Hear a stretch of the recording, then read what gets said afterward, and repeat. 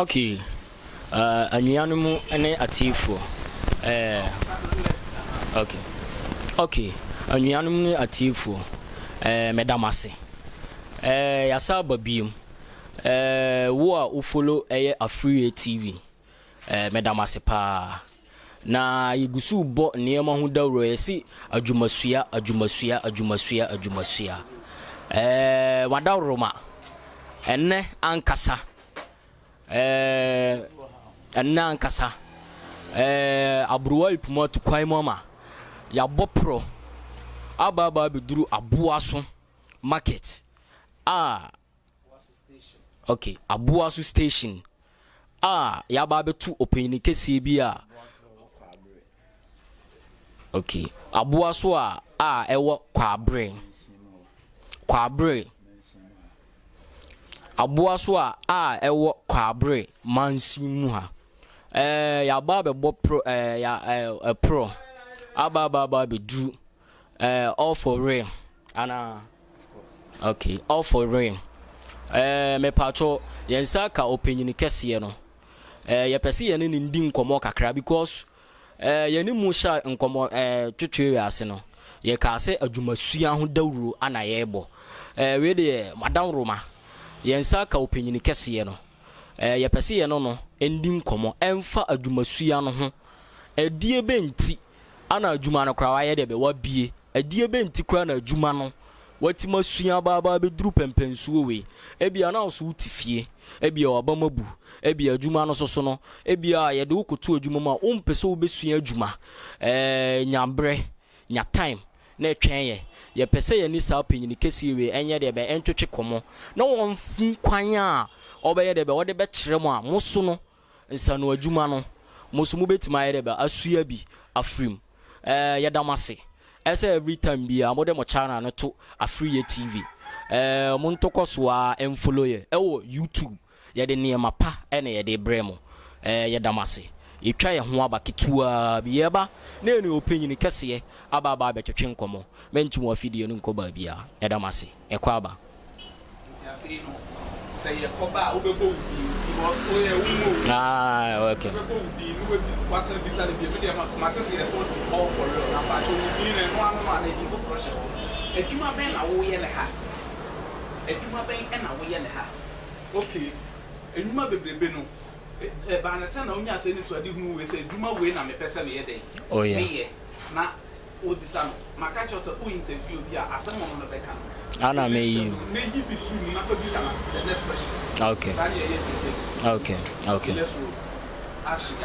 Okay, Edamasi, as when your timer, Monyam bra, Mode Akanye. Me patron means Saka opinion Cassiano. Ewa has it. Me patron me, me di Jumadi in which I may. Obetima from junior rockstar. Dear Dudona, Manfo, Edinimi, and a junior rockstar. Me patron means Saka opinion Cassiano. My member run on Amen and Yedi, entertain Comono. Na Martini din, but Mamia and Casano. Mimbusano ono ani di ankasa opinion kase me pa cho me cheo mejo so eja me pa cho bibia bokode nyame adaroma odomfo no ayadom amane wakaya kan ti asefo na ese de aseda ema no mtiapo me ho den okay ose otiapo no ho eden opinion kase me dem atu din say ye fro all for real. I don't know. Media mebusa say media wodin amaye de be mateno no. Minim wo din bi wo ho a ebia eje no ho mena e wo kromu ase di a ene de mintimi hu. Eti aje wo kire me odin no ana say eye all for real no nko ana. Obanyekase medase se o mama kwanya se menka bibi enche adofo a etie program yi medase. Your friend Mr. All for Real, Midimpa de Ofuri Ata Victor. I am papa if free Asanti Viamoasi, papa ye bemuhine, ewo Asanti Viamoasi. Na a ho anam stati eco school, ho anami school. Nam there be P. Abuaso Crudiemuha. Abuaso Crudiemuha no, say, Oka Ofuri Ata Victor, be brino and shada in hume. A dear o boy, a Kalakra be whom, ebehu. Na wabetro say a hano Mr. All for Real. For real, me ye juma ewo Abuasu station ye dwaben rural bank opposite eho ana me ye adwuma ana kasafidie ana say me nuanom yi abeto ame ohai nti na mpamcho de ewo ho no okay open kese yada wase eno an wabo ni din no wase ye fe no Mr. All for Real said the muti free na no eno no wada roma open kese ya ba beto wa ha se ni de ya adwumasua ho dawuro ana ye de nante a ye bobo no nkakra wada roma me ba ha no mani atwitwa niema bebrebe bi a wo ye adwuma wa ha se pa wada roma enkomo a eneme no wo betwitwin efa adwumasua ho adwumasua ebia me nua bi wo fie ebia me nua bi a wo tifie o hwe me ye de na kotu adwumam ebia wo so wo nsua adwuma ebia wo se na ninje adwuma ebia wo so opiskan tentem we de wadawroma enne yensaka opanyinikase ye fe no Mr. Rare enne mababa beto no ha se ya mene no ebedi nkomo 1 2 ama wa kyerɛkyerɛ obetima wadawroma opanyini yabɔ ato a wɔ ha sei ne deɛ ɛyɛ adwuma na yaba ha sei mamba ba be hu nneɛma adwuma so yɛ adwuma paa wɔ ha sei opanyini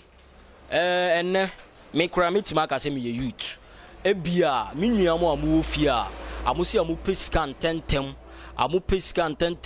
amu de amu koto adwuma ma amu nsua ɛne na sefo me bato de na obetima aka kyerɛ saa me nua na woti fie na ebia wo ho na ne di adwumasua ho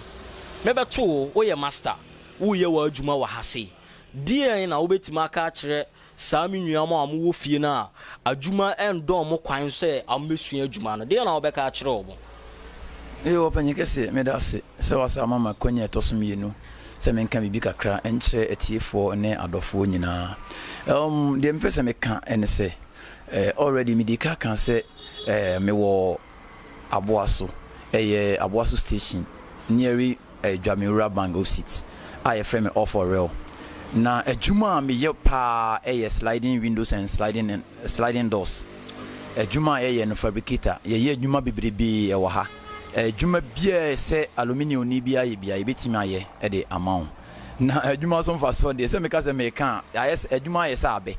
abemfa so bebre ne wa abeso ye nto abebi bia ntwene nti yam se me pese me kan se mi kire wo se wusua adwuma ba bia wo ko bia adwuma no di wachi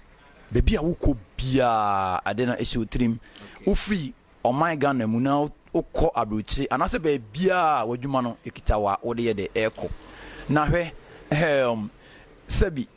ye ko school na ye ko nyina no eno ani sika na ye bepe wo ko school na se wo se legon the dino crass obe mini ato ye mu a o komene dino because of sika nti na o komene dino enti se usua adwuma usua adwuma for wo da achen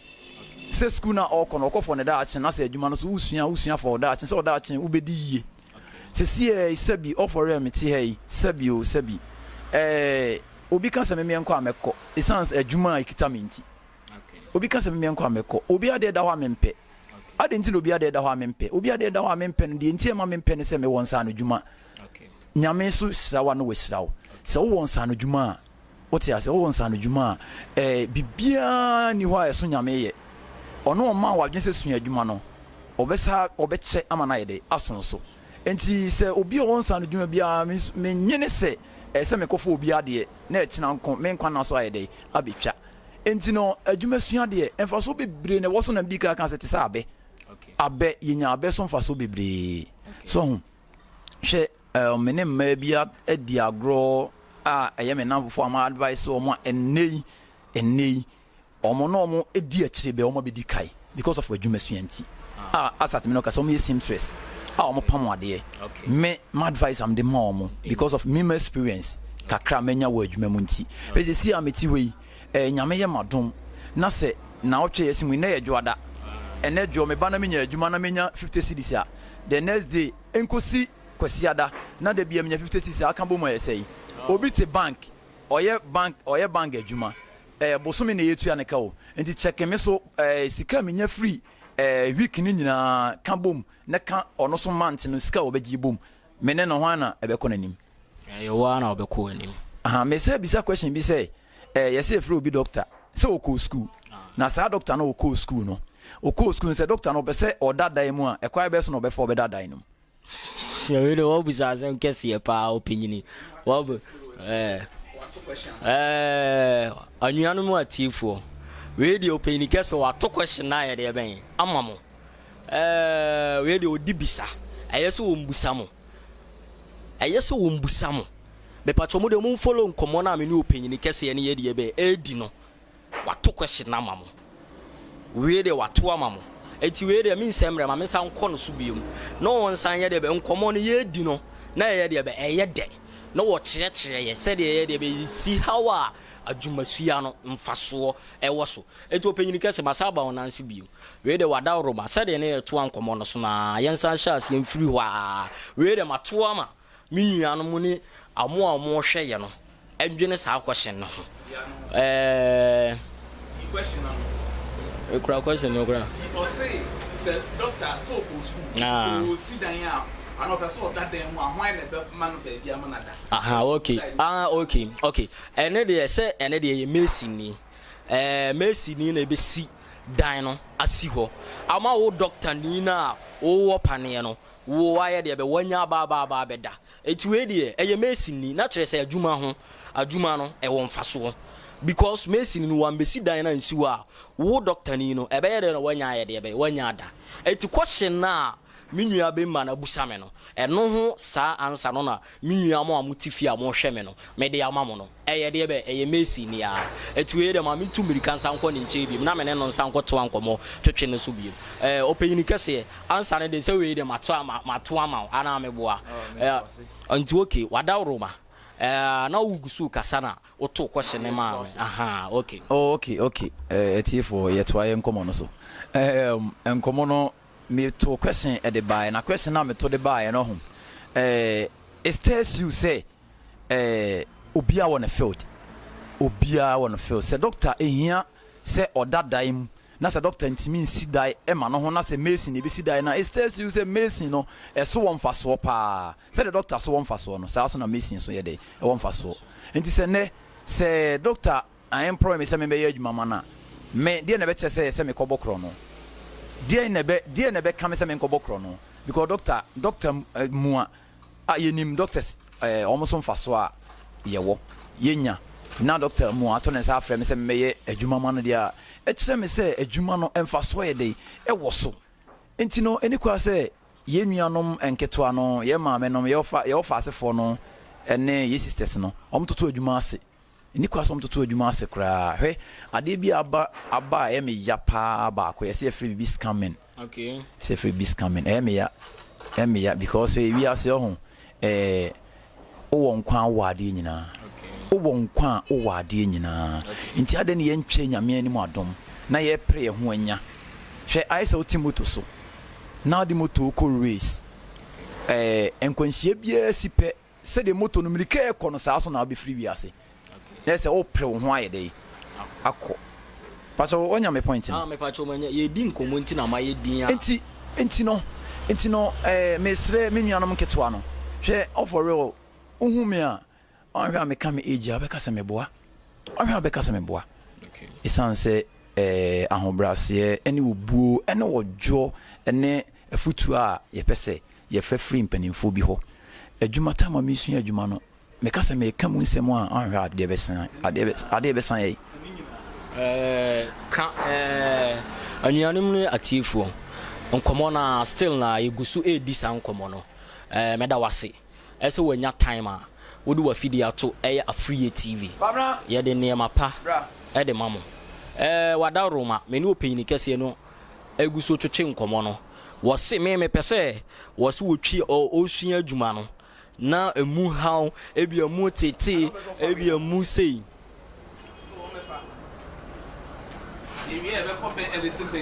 ni nyina afu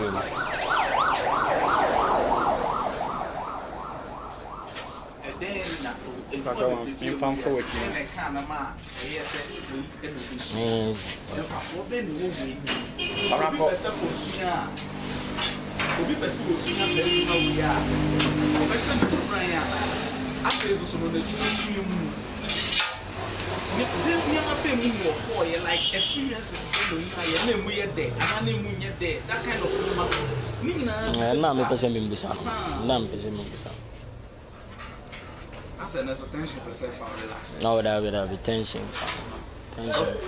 Oh, Casada, who's of these questions? Not really questions. Oh, that will be tension for me. Mama, oh no. So, no, Abu Sam a question. Oh, yeah, say, I didn't.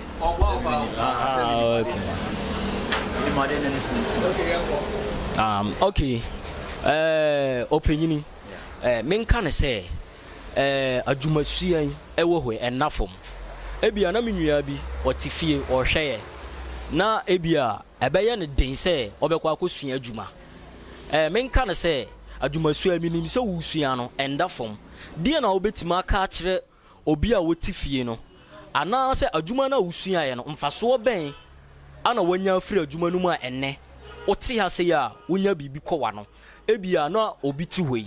ebia wo se adwumasua no obesua adwuma na wonya hwe emfirim ana wante no kra say you to na amaba na musia musua adwuma na echema omo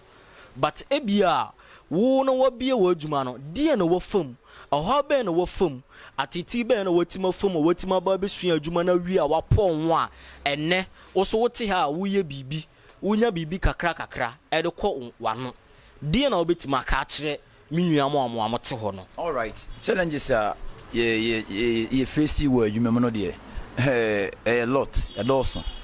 on say challenges no ebi ne say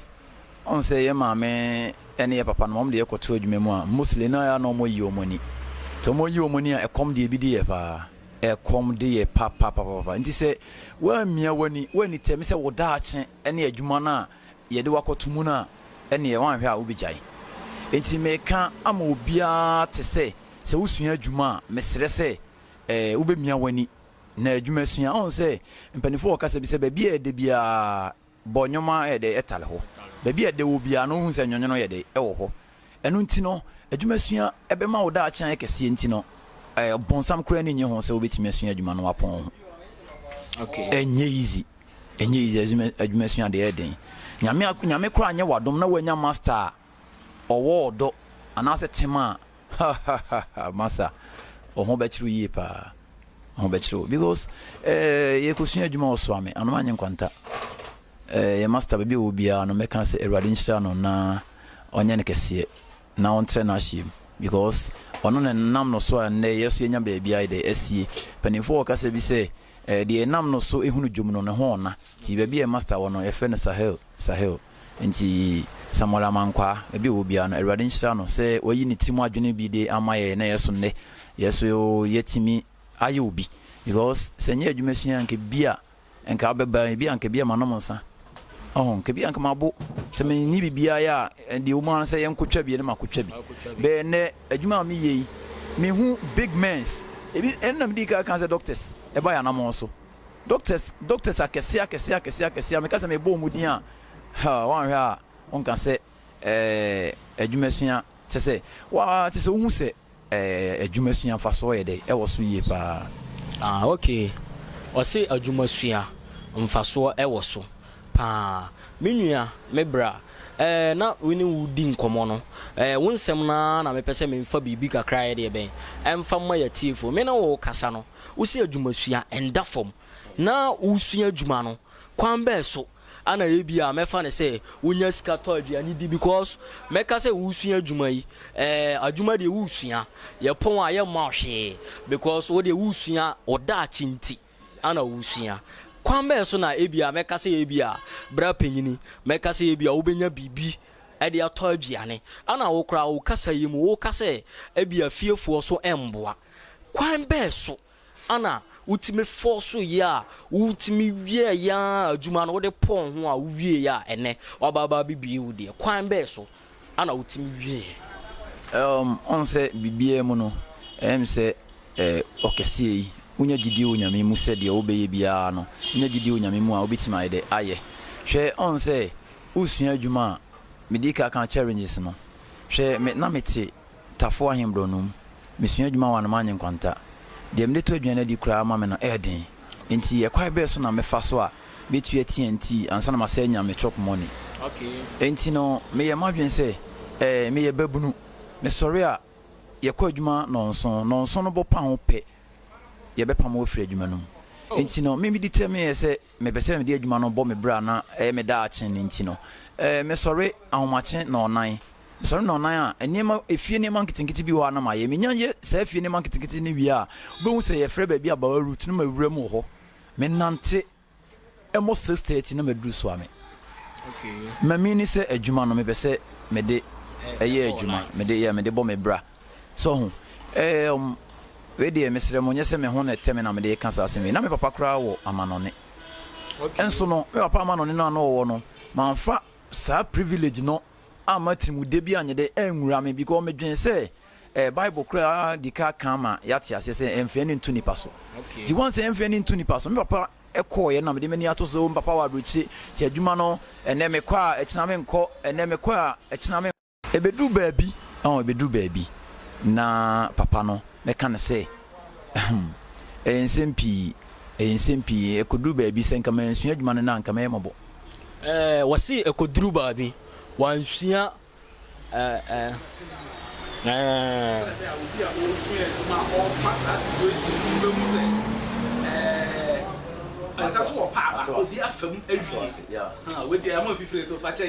no problem anuyanum eni atifo me ankasa kra no bra no story no akama kuma pa story na ankasa kra no nyanko mu deepo afi na oba because nipa was what na ebi ahomache wa sorry na anka me kra me pese ni kasa yem no anka me mbusa ne se ade ne maami nni ho ana de me pese me mbusa because ono no kasa ne father wa amanone ba na me so me pese me mbusa ne se aden ne maami nni ho ana maame be boa no ebi ajiwe kakra ebi ajiwe kakra no ne maami nni ho ana se obeboa na na me pacho wo de maame mbompini no na me mbusa no ese ade ne maami nni ho na wo bre sa bre na na opini kese brana wo brana de ha me pa by na wo kasa yemu na me sa fasa asemusai na brana wo breno wada roma na de wo ma me waka ba bi ana se we die wo ma me na wonni ho ana wo ma me hu se adwumasua no mfaso wonni so ana ebia wo mpese obemu achokmu ni a wo de bekọ ana me pa cho de wo kano entisa na on se sunsum penso ho na wa yemre na maame no sebio de na so ye bia na o try so be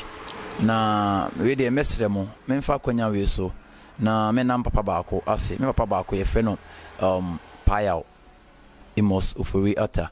be payao na obudi na obia be hu payao ano de be bia papa no obia na erade nhyira no isan se papa no na otwe bia o ma misika bi sika no na esombo mame esombo mame pa na esombo mame nti bia papa ya obia na erade nhyira no na mesrem kwatenten de ma no na yemu ye no erade nkoso nye ne saa erade so ma ni fie aduane mpa ne fie so da nti no na eden pa because abe na papa ya no te de chem so nti duru kwasiara no pa na makọ akọhoro ne ka bi o ha makọ no for misika me koje sika no na that time no ma me 2 cedis that was 2000 na me kan asem oh yeah na so ache oh yeah sinti na me ka se ene no sa tan kwa me hwe kra na me kra de metima aka se boge kra entina me kan se me ka me age na 2000 sabre no mi wura aluminium work mu no na be 99 2000 nti 2000 ho number pa na start se obeboa me nti ye nhwe se papa me pa cho wadaro ma me nka se de na oye ma me na nso mani na nso me de ka asem nti ye nhwe se 2 cedis me gino for the whole week nti ebe beta ma me ana enya beta ma me nti se mpanifo se suffer to gain se nipa bia wan suffer un gaini eno nti no me ye madwen se me ye na me da achen so me da achen ye kakraka nti adwumesua de entoto na se hwe yeti we ohun o se enye da ko no obi aba o se me pe glass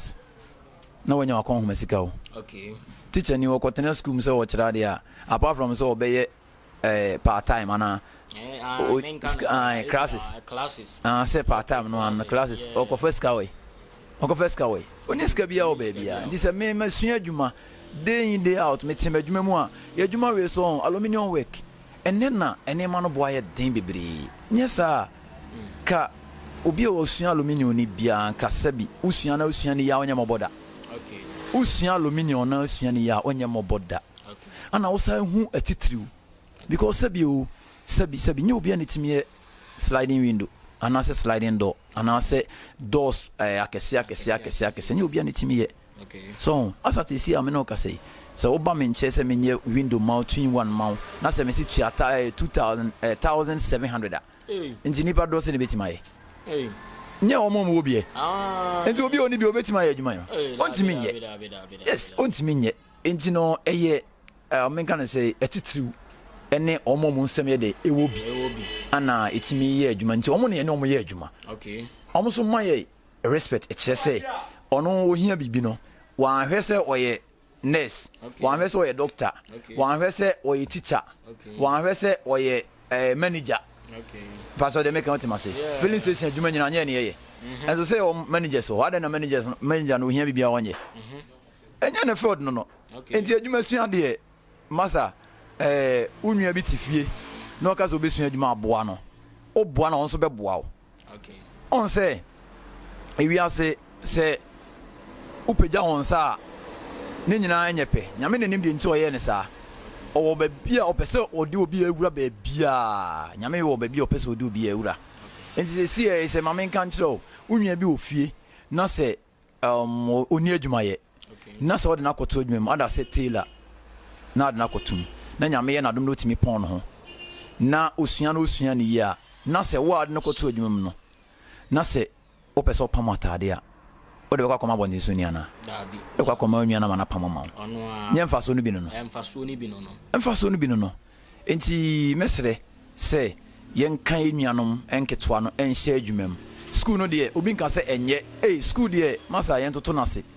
okọ school no kra na yenuanom bebri okọ school wie no asa abisua adwuma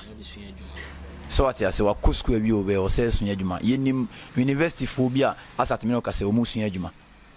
enti ono no a wa kusku no hu se adwuma sua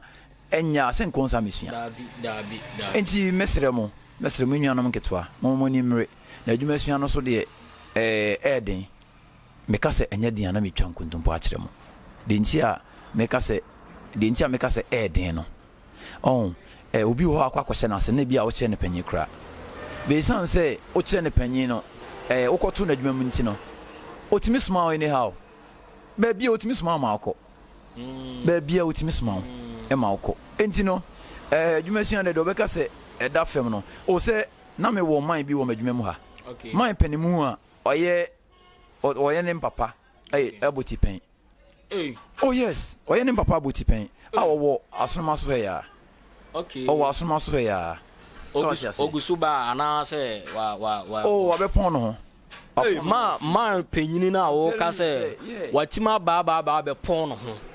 oh serious wa nipa me nka na se atiefo wan hu se adwumasua ni bi no ne nkomodidie mu amene ne kasa wo se man bi a wo chen ni penyini o waba okay what the camera na nim na wo de eka man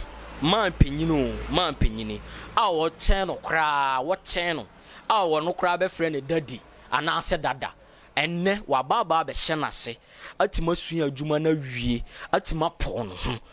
minya utifia wo yeden adwuma sua no ebi mfaso no no eno aso obebre ho ase die ebesi wo adwuma sua mu no men give up da utie me bra we story a ono kra timi ka se sometimes kra no do obedi kra no eden ba wotimi fam etimi sua adwuma na wie se sia ni kamu nkomodidi mu amene no twetwe nkomo ya wo se openyini kese bi aba bi sua adwuma wa pon ho awie ehonko na yebido openyini kese no wa baba bi sua adwuma no wa yeden wa pon ho awie etimi nua wutifia wo yeden oye be papa na meka na asem no onya ya okonanim Obetima ye be 60 plus. Hey. Oh yeah.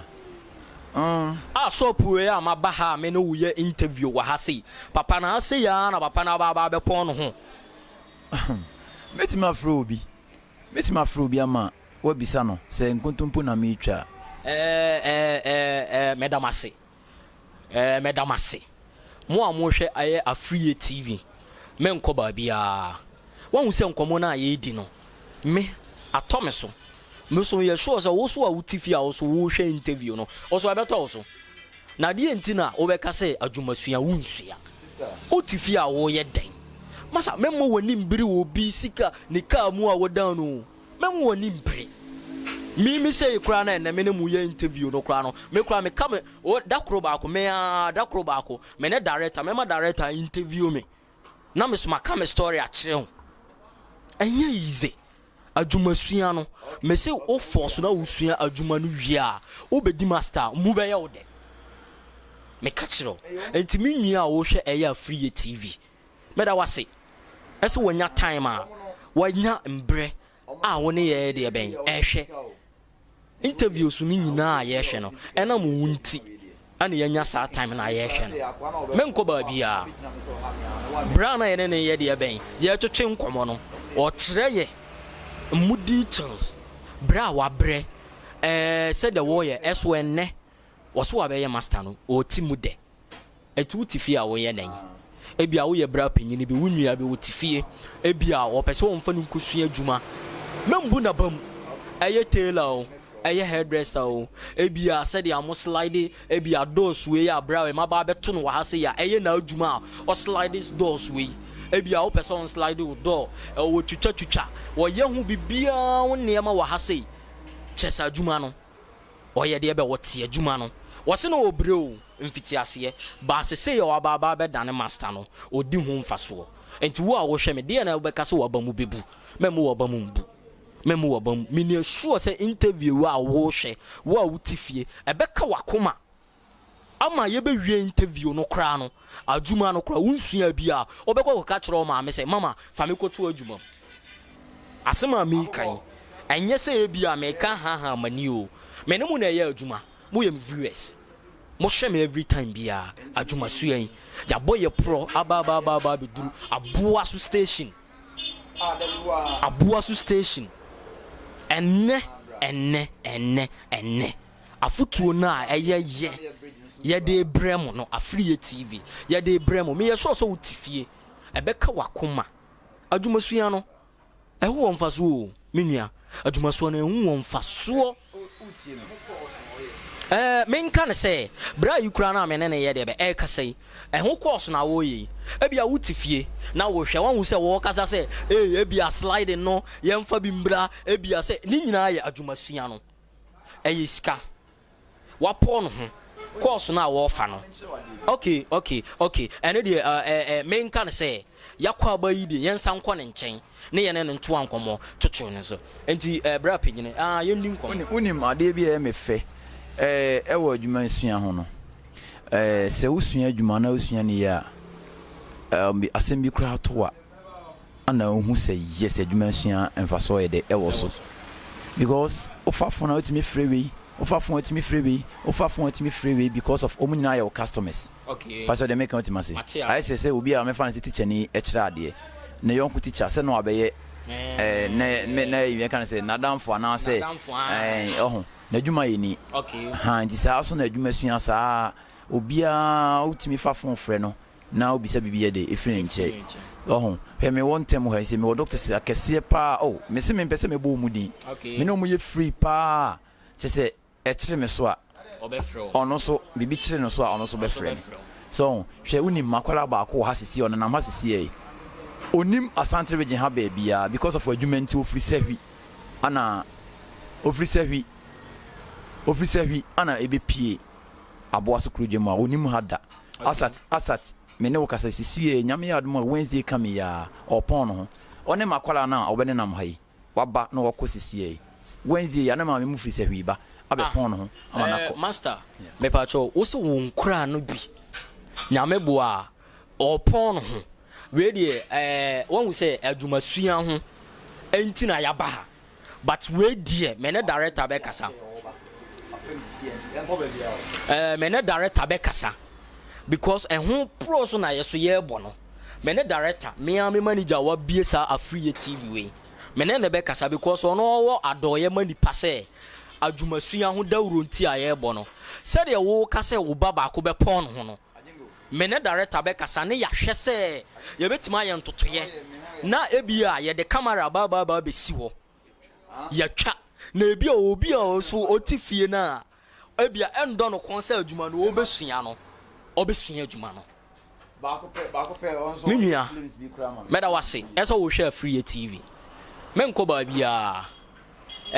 Afriye TV de ye de niema pa ene ye de bremo wanwu se echena ne yakwa ha enne ne yaba ha kwa ha ne yaba ha ebia na wo product bi a opese wo mbohu dawuro opese ye mbohu dawuro emma ye no wo kasa ye no wudi nkomo ye wi a ye de me de director no no ma ebeto screen no so ama opeke no ma na director na ninte one ne bedi nkomo wanwu se adwuma suan ana ye bohu dawuro ebia obi wo hoi ebia obi tie ye wantima nsuan adwuma no anye de be anwie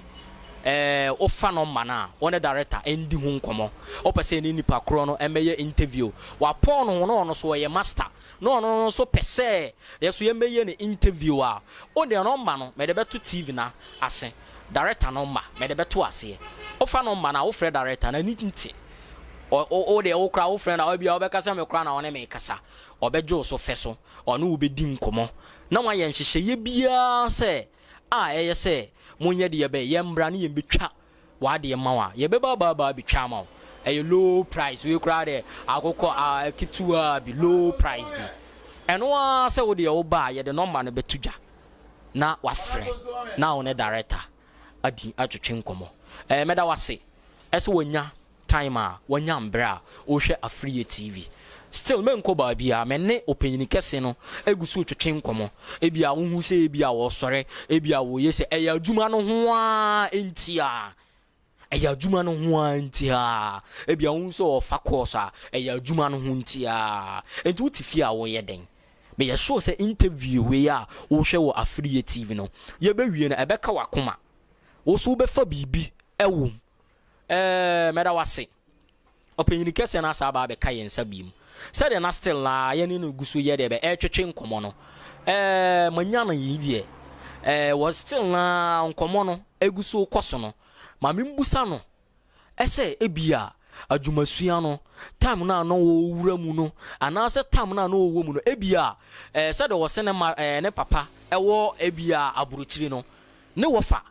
ebia wo mani bibibi na maame kwa medical busa no ese na maame owo ho ebia wo kwa adwuma amane bembe na wofa ebia won se master bi wo ho a obekwa akoye late ebia obepam ebia sei die ni nyina sa situation no die na prim na koma wo so obesua adwuma no die na prim na koma wo so obesua adwuma no enti maame nya de be maame ntompre no na me ne nya de be entwetwe san komo no because eye me nwanwa openyini kese sa answer no na me pese wonyima sa answer no because when we say enne no awofo na ayaba no obi wo ho a o ne ba pa obi wo ho a o ne ba obi so wo ho a wonni bi but bibi kakra bi a obenya bia no o de support ne ba no na wo de no o mada no onya de support ana se menka se bia wo ya akoraboni wo fie ana ebia ye de ukoto adwuma ma ye nim se ebia adwuma no unsua ebia wo begya ye adwuma no eni nti na wo ma me yi woni wo yi wo ama na se bibi saa ena me pese me hu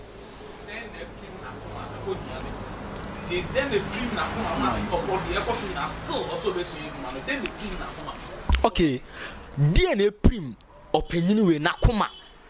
wo se opon de wo famu nyina no adwuma no obesua DNA prim nakoma because one so obi wo ho a ofa situation mu said na medi kan ka say oh master we obekọ adwuma master na hye ebia 6 o'clock ebia obekọ ebebo 7 obepam no but obepa master na chow DNA prim na koma din me ba so the prim akoma e ma adwuma no the focus so ye say upon the besi bia mesua adwuma no ene say ye hwe sisi e o man Ghana me kan asisu dua pi say se uni adwuma ya uni adwuma ye na wa anko school a sabi meka ne se mfaso eni uso sabi o meka ne se mfaso eni uso wa anko school oso wa nsua adwuma ade a ya pa ne se on se ye wo ha itimi ka se ene de me kondo ade we yo nti se se wa nsua adwuma wa anko school na so kondo something like bibi se ebi a aponchenam ekwa abe so na obefa ubenya aponchenam no bi awe ene se ene de wo a wansua adwuma wo a wanko school ene anua no we de enye kro no ya eno so de ye kewa ye bebo na eno no de eye adwuma sua ene ye so wonsua because sua adwuma na ska beba wo botom eno na obetima yibi e de akwa sa aponchenam na bra pinyini no all kano. It's a question about come say bisa ne say on say krono koso ofie na oni adwuma ya oni ade ani esi uso teacher ni obi awia ade ofie am ade ani akosi teacher ni so da obi awia ade am ade ani akosi obi a oye adwuma master so da se oni adwuma ye na se ofie a ye obi ade yira ya esi nko bi se ni pass mesi paso se de make out masi intino unim se mena na bi ne efe no misasapon awurade mfa ne crancy we frim me master nya wantwi kakra ma master pam me ko mena na sapon no ho mena na sapon no ka kire me se adwuma no minyai na adwuma no yesi adwuma no ene ma board den opon ho a na be to ne ma ye de e de amawo na wo de bi o shop ase o mena na ka kire me no mena na ka kire me pin se yesi adwuma no e ho ne ma board den machines no board den enti hwan na me pon me ho a be to machines de ama me papa no kan sa kire me be uni papa no kan sa kire me no timupo na di teme se obeya nyame ma ho nimde shop ya mo ne mekasa wo mu yi me ma me ho papa wo obia wansi di kuranim ya dombi ana nyame che ma no so because of say na nyame hu se mani abrese juma no mesua na me de abo me brada achi enti ha me kakran na me de ye ebeye na me kan bibi se shop na ase uhu no se sabi enye se de se nke se ye no abusua asase so na meti a me ye adwuma abusua no so ma so te se menye temporary work na enye kakra na be clear ha nyina ye stores enti ye be clear ha nyina ye stores de ade enti ne se me ha me ho siska wa ha na ebedu ba bi ni abebu agu enti na list se me ye bibi something like e kire se me ye adwuma na me ye adwuma do si stores na se me nya bia ma ye mo adwuma ma sisi hoyi pacho de me ken so otimasia enti no adwuma sua de hwe enemre mo ho me kan secret bi pa achro wo ti we o mi bi sa o wo ti we sabi menye so so be kwa kofa oba oni adwuma ye eno kra de bra pinyini me nkofa oba wo ya adwuma me vs we die mo mo hwebi we de dabi adentina dabi na wo a makwa kofa wa wo be ye adwuma me se boa me kakra yi na ebia wuni adwuma dia enne se ne de meka se afanyinam because ebia adwuma no na obenya obeye wo so obeboa me kakra na ebia wuni adwuma yi dia enne de se ne meka se ne de unim de njam bisa osa question okay she wakofo oba oba no eni adwuma ye se wo be ma no o try say obepe bibia ma oba na ye na oba no e de aboa wo pacho de make so otimasia mesisi a metiwe oba me ware no opamade enti no se ne me kofie na manya sika anko me ehso se okọ adwuma kakra obenya no obeno aduana maide adepam important pa se ene yenuano ma no momfa mo ni nko adepam so fashion say aduane die de be shatade yesi oman mu ayeden pa o yesi oman mu ayeden pa so senye de ya ade eche yididi ana meboa ye shatade enti ye shatade no na pam atade no maye se wa ye still afọ ne pam maye enti no mesre se ye nuanom nest for no ye nuanom nest for mo ta no mo se no mo na pam still afọ na pam enti eche o se ensa no dwuma nya ade a ye didi agro na ye toto na se se me director me na le tie na yire na esini etino me se me director ya wa BSR TV station ne nurse na yire na tare a ohye a ye na esa tare no ye ho am na apame so me busa question question we die anu ye ba akope anu ye ba aye tailor for na epam tade man nurse for epam teacher for epam man lawyers menye politics nanado eba ya de ba ko mani gie ho pa unse nanado ye na dwen se African way o man sika ye de abaye abedi ensem because me no na hoi ene na ase yi kakra bi da manim ntia always African way Tem so washe black. Yes, tem bia me pamwade. On se me kaze me yire pamwade. Me yire ne pam e wo ha na matu bia kogu no apam. E wo ha na matu bia kogu baabi. Se be sika no kakra bi so e be ko bi so. Na ma adwuma na wo sua no, wo se adwuma no fa so ye de. E wo so. Pa so de me kan otima se. E wo hwa ene de wo bompa se Erade ne de medie de Erade. De medie obe wan se ofun sun ya o se kohwe ade we mame a ojiska kakra o de beto nya ne didie nsabeka ti adwuma sua de ye nuanom fo bi na ye mesin wa hai so ata se mesin a omo ye wa hai de nti na omo yesika onye onpon no de obedie de enya de emo no okoso okobokro no na nyame anyina na chi a nye wuo no okofa na okofa enti ye nuanom a omo so omo skame no mesre omo nyae ne mfaso bia nya de eniso faso bia eniso ofiti proko eposen moja na ye de eba hwe ewiase ho nyame nenim de nti a ewiase enema bi wo ho a eye step by step so what you say enne ebia na oforo meti hei se de mpese nyame nyeme no oye me na ebia na obeje me krai de efri me nsem enti no one nim de nti a nne se de meti odaso ma meti sa enti ni kwa se me pre me ho sa obi te se me ana ajasema me ka me boa obi te se me o ti ase me da sorry am ni ma bi am ye de me ko adwuma so mfa so bi no oda asori no unim se aha na wo ye de oko so what ma se nti adwuma so mfa so no obi sorry onim ba bi a wo ye de oko enti wo so me kan amo ate se try se dwuma di bi a wudi bia wo do wo be hyem yie sa wo de wo hyem yie a wo so no wo be ye obi ye be bodi ndi aka asem ye be frew abra ye hia because ene oni adwuma ye o sori ya na bia akotena kwankwa anwi ase a yes asem ba fie na ye kan ye mfrew okra ye mfrew ye mfa ho nka ho kra be so ati asem na se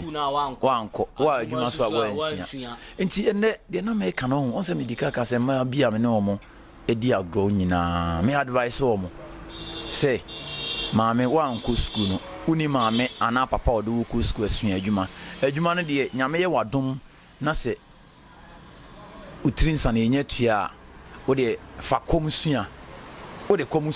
ebe ya de ama asat me ne o kasa yisi a metu aboaso a meti entonso akwala bi me hu akwala no de bia ne maame kofum no di nachi e kama kuma sa akwala me mo na me fa no nto adwuma e kama kuma bi ko minim adwuma so mfa so nti me se me de akwala no to adwuma so what you say minim no da o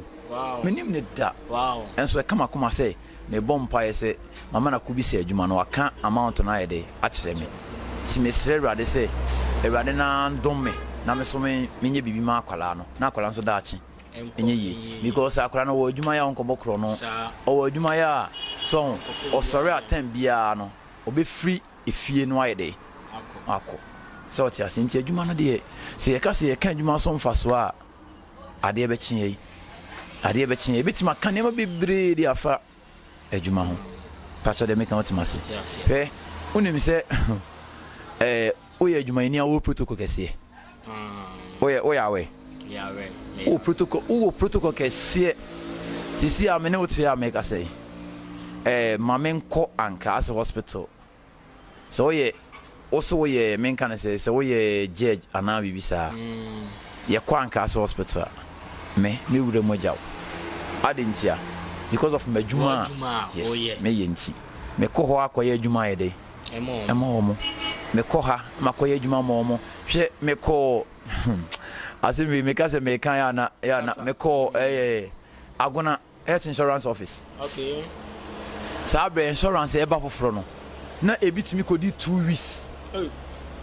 Oh yeah. Insurance. Oh. She. Obekọ no aba. Me call insurance office one day. Call one day. Manager wo ho e ba na me te. Baby e capture no. No obi say crash. Na hi. Na me say maybe me insurance. Ti me yes me can say me insurance no. Ana o say na e de ne nko a me ba menya kwa bi wura ha. Na me say manager unim me adwuma me yeni. O say okay. Ana manager ndan ni no e de okoy. Asat me no ka say manager no abi chemical shop. Drugstore. Me nam koye mo adwuma ma no. Wow. Nam ko siesie mu ye sliding doors, glasses e wo ho nyina. Me nam ko siesie aya ma. Okay. Pastor what you say? Enti na adwuma sua de ema u feel big. Okay. Ye kwa obeko bi. Pastor dey make what you say? Na hwe o. Teacher ni oje month salary. Ana me wa month na oje ni pay. Fine. Sisi a me ti we. Menya adwuma no it cost 10,000. Enjimi bi na me wo say. Na adwuma cost 10,000 so no. Wo de unwie na bia okita 2,000. Na say 2,000 na okita no. Ebe di say. Ebe adwuma no be di say na wonya say 2,000. Ebia 2 weeks na waje say 2,000. Se nyame ye wadom na bi ba mienu ana miensa. Enti enu bosome no. Teacher ni je 10,000 kra na. And I said, and the teacher need the better watch 10,000. So 20,000, 5,000 now. What the infant say 4,000. This mean 10,000 me and Sam. Manya say. Oh, yeah, no, naturally say uko him. What's that, Master? Naturally say uko him. Chase say Ajumasuano. And who be teachers for Nanka Sacra, teachers Nanka Sacrano. Omwe buo ede emaye. Na se me yanka zakwa menim teacher ni bi a o kire ade ewie a okosua ade okosua adwuma menim teacher ni bi o kire o bibre ye ho because onim se adwuma sua no emfa so wo so no bibre he meti we ye be bo for nyambo a Sunday coming. Okay. Me say rade say Eradi music upon ye de ma me na me so menye bibi nhye na nimunyam because nye obi na nya akwanyan. Okay. Oh ye started January. You see you November. Enti Eradi ye enema kese de amaye. Tinura na me bompa ye ntwama. Enti scale wo me ho 2 na me kita 200 cedis. Ntwama no so ye 200 120 and I'm 100. After that, obi frame me phone so ka me say, "O hia me mesin ko hwa de bi ma no." Me pon asore mesin ko hwa no, ampa o ma miska. Me wi e 200 na na shimotum na masanya me 200 back. Wow. Pastor dey make out masi. Masanya me 200 back. Enti adwumasua de masa, adwumasua de. Ade ba ko esa wumpa, o sa wo buo. Na master, you can master one if master. Wow. That means some say one if master. Say ni power upon him. Obia oye bibi. Obi senase. Pastor dey make out master you obi senase. Sir. Ordinance saya ade. Ine so e master. Pastor to master. Nti adwumasua de master, yemu no kwase kra. Not the more thing. So that they are idea when we what to do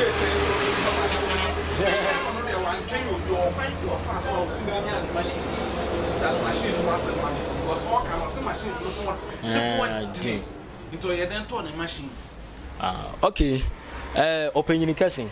Eba ya nkomodidi no ayeguso kasai. Mahu machine kama we a esi hasi. No so so mehwe so ebebo adwuma pa wanhwe kora we dey ebekọ 20 rem ho wada horoma machine we asu a fefefe we eye kama we uwi adwuma ba sen ana ultimate to machine we because machine no mebe hu ne sa me hu se enye small machine me machine okra me ntan hu se manfo ta yusu bi o ha say na mababa be hu opon ho no eba ekwan beso sa pepe me da say enenye easy de enye easy machine no de obi osun aluminium ni bi anim say aluminium machines ne board nanso no on say na me di ka kan ne say penifo say kakra bi e be ba on sem no so ohwe na de bi to baby ti no sisi amene o ka say kram say minua ba akoso na be pia ono so ye master o wonton so enti no we de wada oroma anua no ne atiefo obeti ko ye djuma nti ode ozo onye de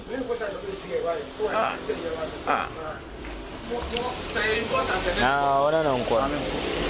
nko ono no epe makwara ne na ko ye djuma okay ibi eni o be fi aban kakra be ba di buto ono makwara ne ko ye djuma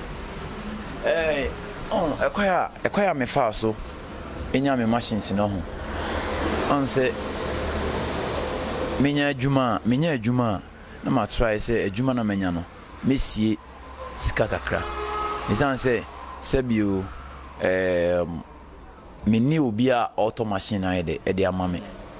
enti no me kan ma menuanom ketwa na esua adwuma na eye on den say na adwuma no kra mesua wi a mede na mabie me de enye nyame den nyame den nyame na oma wadwene nyansa ma osua adwuma no ewie ye no se nyame na be omwa obe wadom obeyi bofo ama na be ma wadwuma eson na adwuma na eson no wanya bi edi bi ato ade a ebe ma adwuma na ye de ayenkoso hwe utimi nya adwuma bi na bi adwuma na meka se adwuma na ye 5000 ti 5000 na se o wonfaso wom na 1000 na se wo hia machine na machine ye 2000 1000 sorry machine ye 100 cities anase 200 cities ade na on tem faso no kakra na mfa nkoto na adwuma no nyede enkoso paso de meka nti ase enti no enyinwi na ntete nyame ye wadoma wo de yire ho ne sua adwuma no so sua adwuma no wie a nyame be boawo ama wanya oboafo ama ya be oma boawo ama watimi atoto adwuma no ho nema me obi anto bibia ama me be 2 years as 1 year ni minya adwuma no me decide say minya adwuma bia me nkwala do so pa me koto ne ma bia me try say me to machine ba ko e de aba machine no so 200 cedis drilling machine 200 cedis 150 cedis wow see minya adwuma na me kora mvi say adwuma no say minya 400 na wo so a na ma tibi na me de to machine no de aba so machine esiwa o kan ye fe ne cutting machine on that time na ne board do what me to no 1500 okay ache aye adwuma so pa okay aye adwuma pa 1500 na me de to machine ache do what me machine enche ya kra be enche ya kra me tima ka se be 9 years de ebedi wow oh yes na chere sa ache pa ache so 9 years de ebedi so ti ase enti nyi obi aso na to ma me kakra na meye na adwuma kakra na meye na adwuma na man starting wo ha o man starting wo sabi baby ya bo ya me kan say man starting no baby a me kan say ma bo structure no me starting bia ase wow me pese me kam obi a te say adwuma enye shop no starting bibi me starting bia ase nsu to na yimi ne magu akope baby de agu okay nsu to ma yimi ne manam de akope baby de agu okay nti sa na me start adwuma na ekoba se eradation ho ne monyam no kakra na me sie bi okay ana ma mitime bo apate ya mitimi so otimase nti no me kam obia atia se enka echi ema obia usua adwuma na me pese sua adwuma na bre no beso nyame ye wadom na apon ho a unim baby nyame be yibofo ama na beboa ama watimi abi o so okay to the address of the US we are not so bit so be seen from akwenya wo na nento to yet say no aside the location and the number it's what address of the US we are no this okay madam ase ese otokoso a ehwe eye Afriye TV afutu na enne Afriye TV yadamase ese wanya time a yeah wanya time a mogu so hwe enne de afutuo ne de brana mababa beto no ha sei no ena me yesho se wo a utifi a wo hwe no me kura na me host no onse na manhya da nkasa bebrebe sa wan se brana nkasa no eye adwuma na wasua no adwuma na wasua no ho mfaso ana eno wo de kire mu no bra panyini wadawroma me se ba ho biem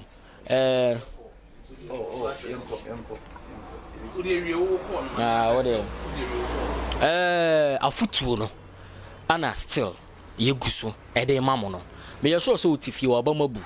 ese bi adwuma sua de unsua adwuma na de me sro yire ho na esua adwuma no usua adwuma na ebeboa wan se broda na enne me ne na etwetwe nkomo no wo se no wo chance ye kra no na 1000 kra ye ma no but wo fam okọ oye de ben wo fam okọ ebia wutifie no wa ba mabu ebia wo ma me se wo nye de ben wo de bu nkotodwe sre wo ma me se wo mfa nkotumu keke onfa nkotumu keke odu kotumu keke obi nyankopo be yi obu afo ama nipa no ebe ba be hwew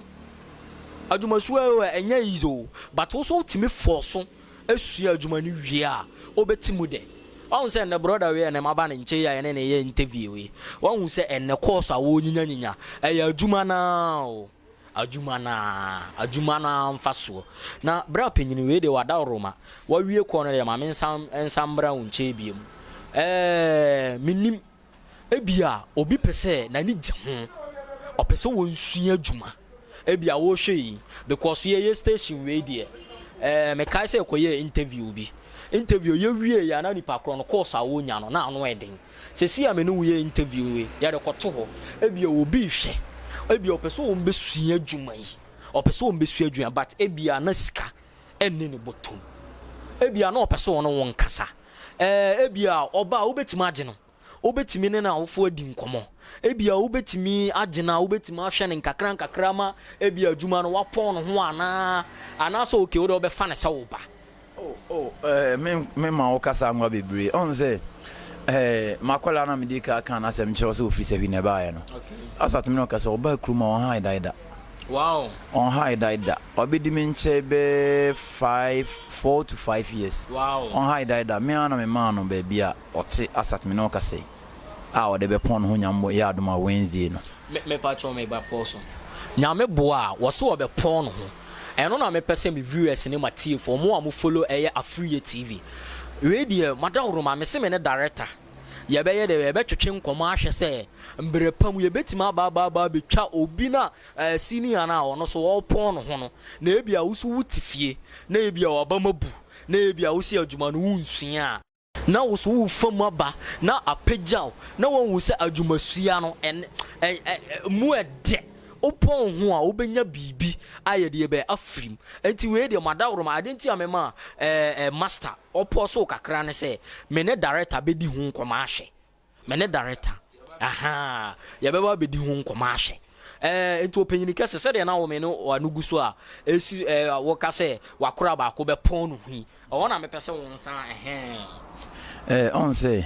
adwuma no de me bie me pon ene me mpoma nyina de ato ama obia o kwan ope pass obi sua adwuma no me bie me pon me mpoma de ato ayede e de amasa nkrofo no because it's not say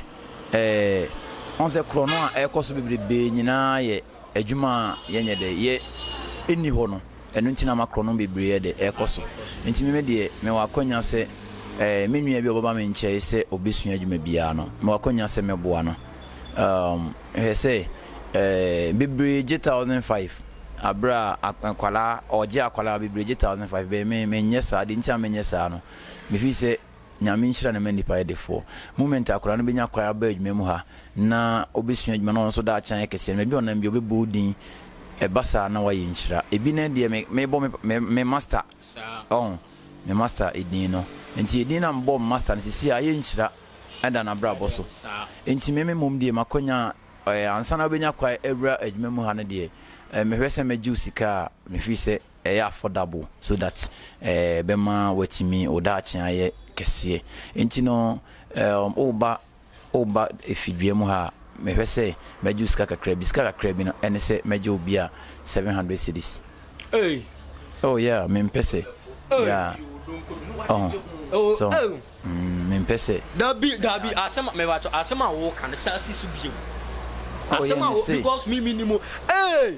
Where dia me pacho. Where dia me pacho. What say you saying? Me say ebije 1,500. Me minimum obi a woji 2,000. Minimum obi a woji 2 ana wo just hey sasi su bi misa. Say enu nti na meka jo say nyame nhyira na manipa eye de fo. Enti me say obi e ba madwuma mu ha. Mema wakonya mejo 700. Oh, so that say me ya enipa no betimi esun adwuma na ne da akyan ekese na ekina bi onkobo kro no because sika e wo hu bebre na akwala no ba ha na ka tenso obeje no 2,000 na akwala na ntimi esun adwuma na okosun akro no ba na se okọ oto kem no shutu aso akun wo enti enso nka na nka wo adwene a obetimi yi adwene bi abo akwala na ma na atwene wo free kro no bom be wa amwa no so ti ase ope wafu ope wafu ana akọ wie o se waja okwae no enti no message say me nuanom a mo tie masters no so mo me ma ye nuanom keto na kwanya na yeso yenyi timu adwene bi yede emfama wo mo na oman no emunyo emfama ye he enche pi no bia be fa me fon mada obi bie mi window afa me fon di se nipa no senka ye kire na nka de ne bisi kan na sanka kuwa na so na nka ebe mpo ye ekum so ti ase enti no me wo tima ene pepa emanipa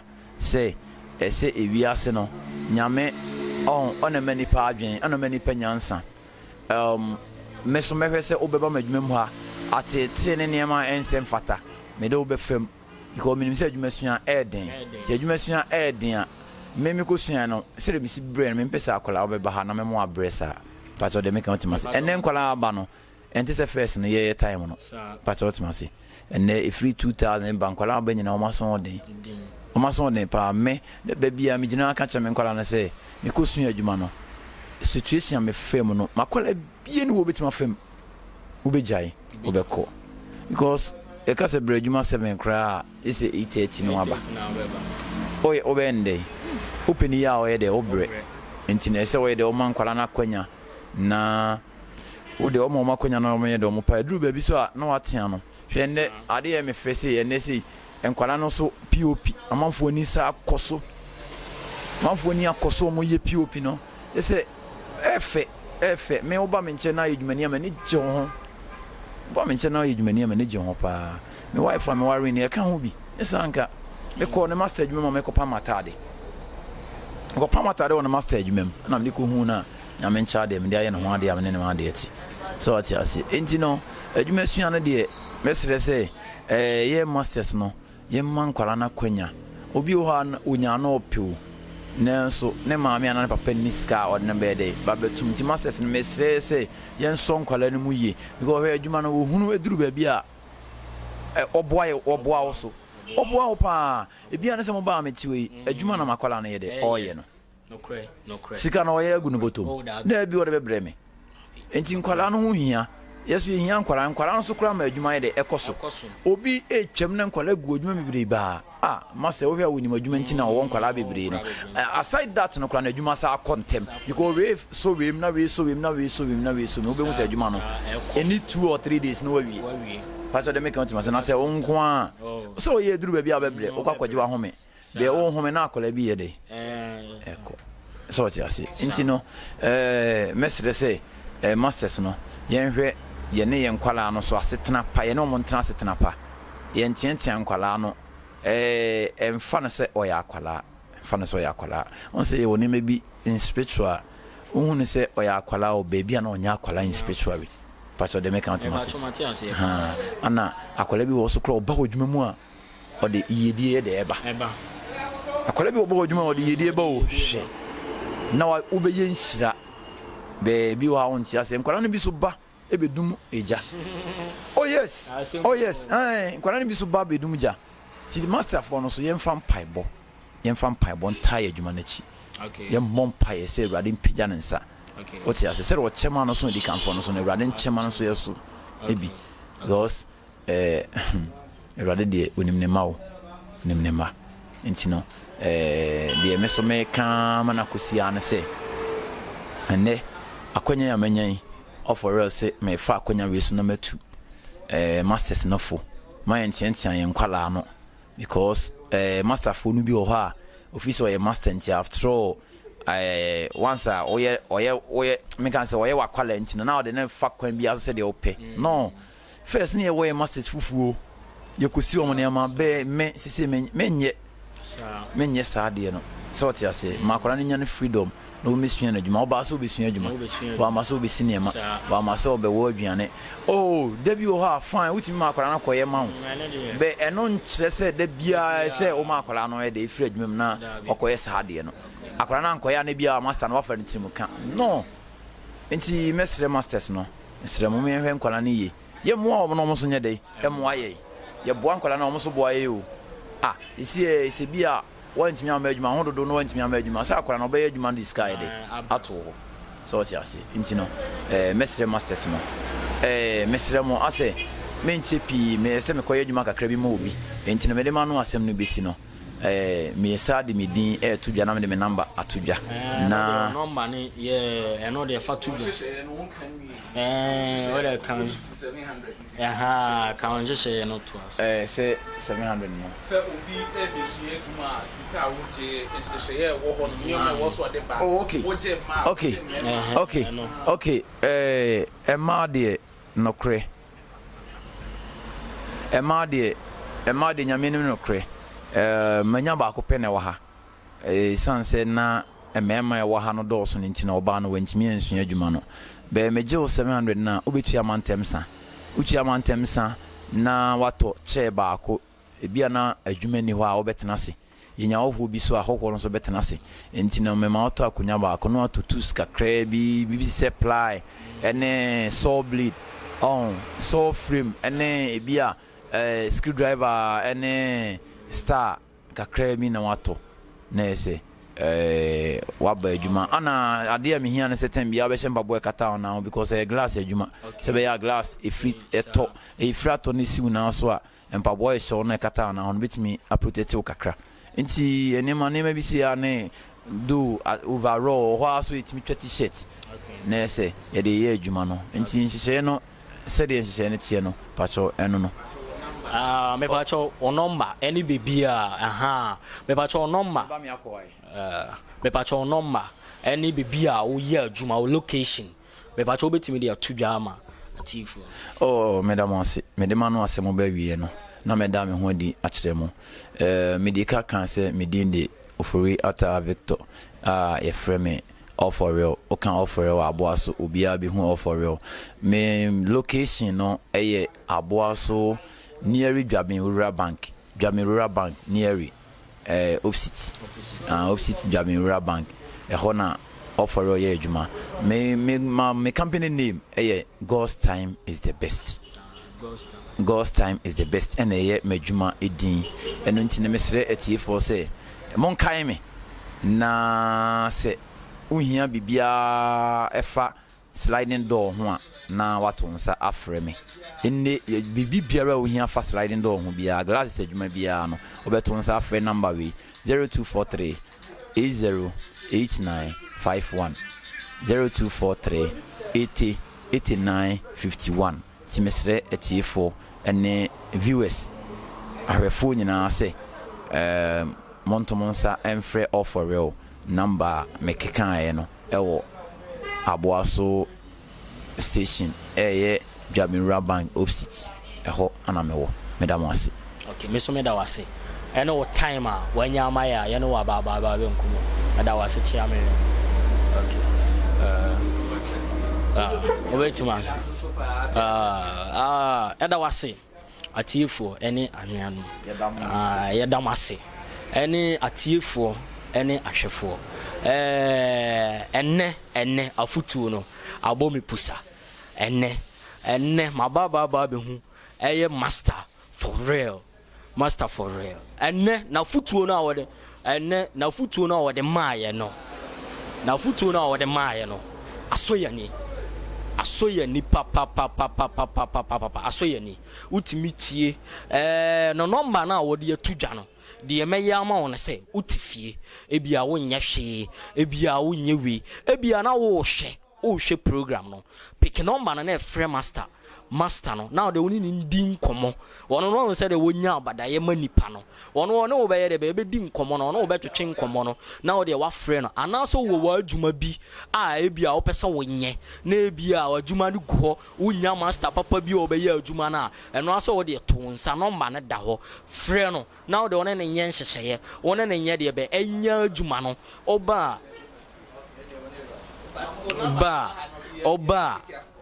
oba enoa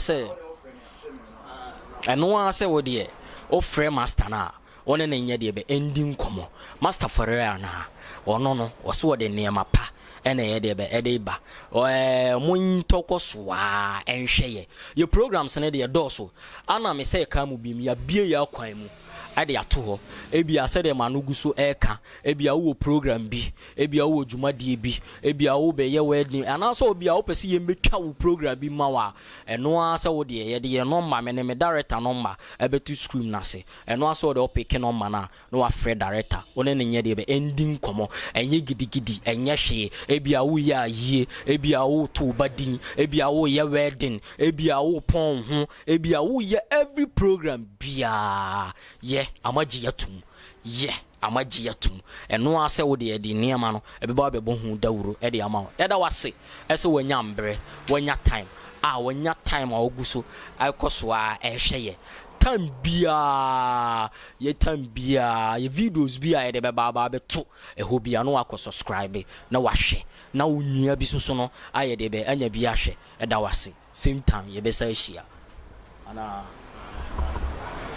with the 1 million. With the 1 million. As a not beginning not tension kakrao. Beginning not tension kakrao, but 1 million and one.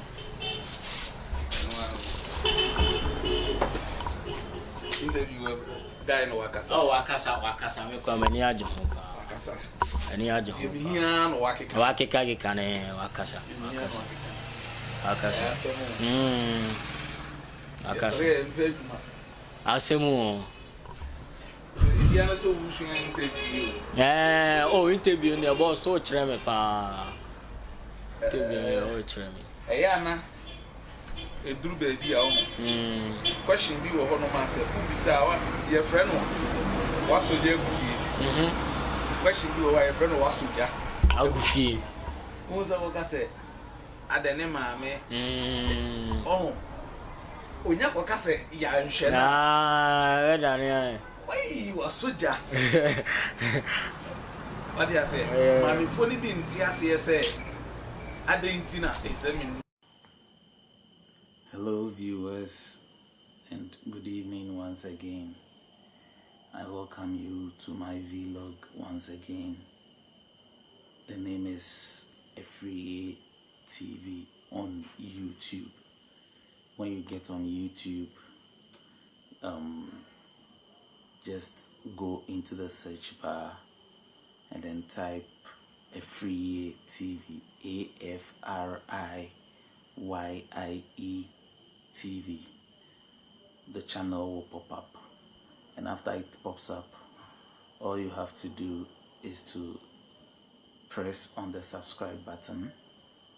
and then press the little bell close to the subscribe button, and after that you would have to like my videos, comment on them. I'll be very glad if you would comment on the videos over there and let me know what you think about the videos. Then I would like you to share the videos so that whatever I'm saying here, whatever I'm sharing with you here, other people can also benefit from it. Other people can benefit from it. So if you are with me tonight, or if you have joined to watch my video, I'll say thank you for watching, thank you for coming, and I really appreciate whatever you are doing here on my channel. The name is Free TV. Please subscribe, hit the bell button, and then like the videos, comment on it. Let me have your views. Let me have what you think about my videos. And then the next thing is that I would be happy if you would share my videos. I'll be very glad if you can share my videos for me. God will richly bless you. Yeah, yesterday I did a video on some of the attitudes of we the Africans in the United Arab Emirates, and it was a good video, and thank you all for watching my videos on that particular topic that says that the UAE or Dubai does not hate Africans. It is our own bad characters and our own bad conduct that has caused our suffering in the Emirates as a people. Well, it is very true, and I believe that my fellow brothers and sisters in the UAE will oblige to what I'm saying, and then they would change their way of life so that it will be very simple and very easy for Africans in the UAE to have jobs to do, to also be safe when they are walking in town without fear of being caught and then being prosecuted by law. I believe also that my fellow African brothers and sisters will stop the alcohol selling, the alcoholism, the prostitution, or the social vices that destroys the names of the African people in the UAE. I believe that after that video, I believe that things will change. If things are able to change for the better, if things are able to change for the best, then I assure you that UAE will surely accept Africans as we are, and then they will continue living and working with us. Like I keep saying, the channel is a free TV. We bring you a lot of good things. We bring you news, we bring you entertainment, we bring you anything that makes life nice for the African people. Now, coming to today's topic is a little bit different from yesterday's topic, but a very peculiar one, and I would like you to pay attention to whatever I am saying and then take heed to it. And I believe that if you would listen to whatever I'm saying and then you would adhere to it, I believe very well that you would be on the safer side with the United Arab Emirates. Alright, come to think of it, I don't know what you are planning, but then if you are planning to travel,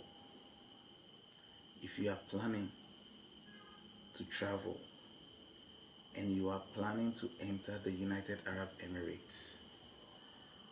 then this video is for you, because I'm going to talk about the steps, the guide that you have to use to be able to enter into the United Arab Emirates,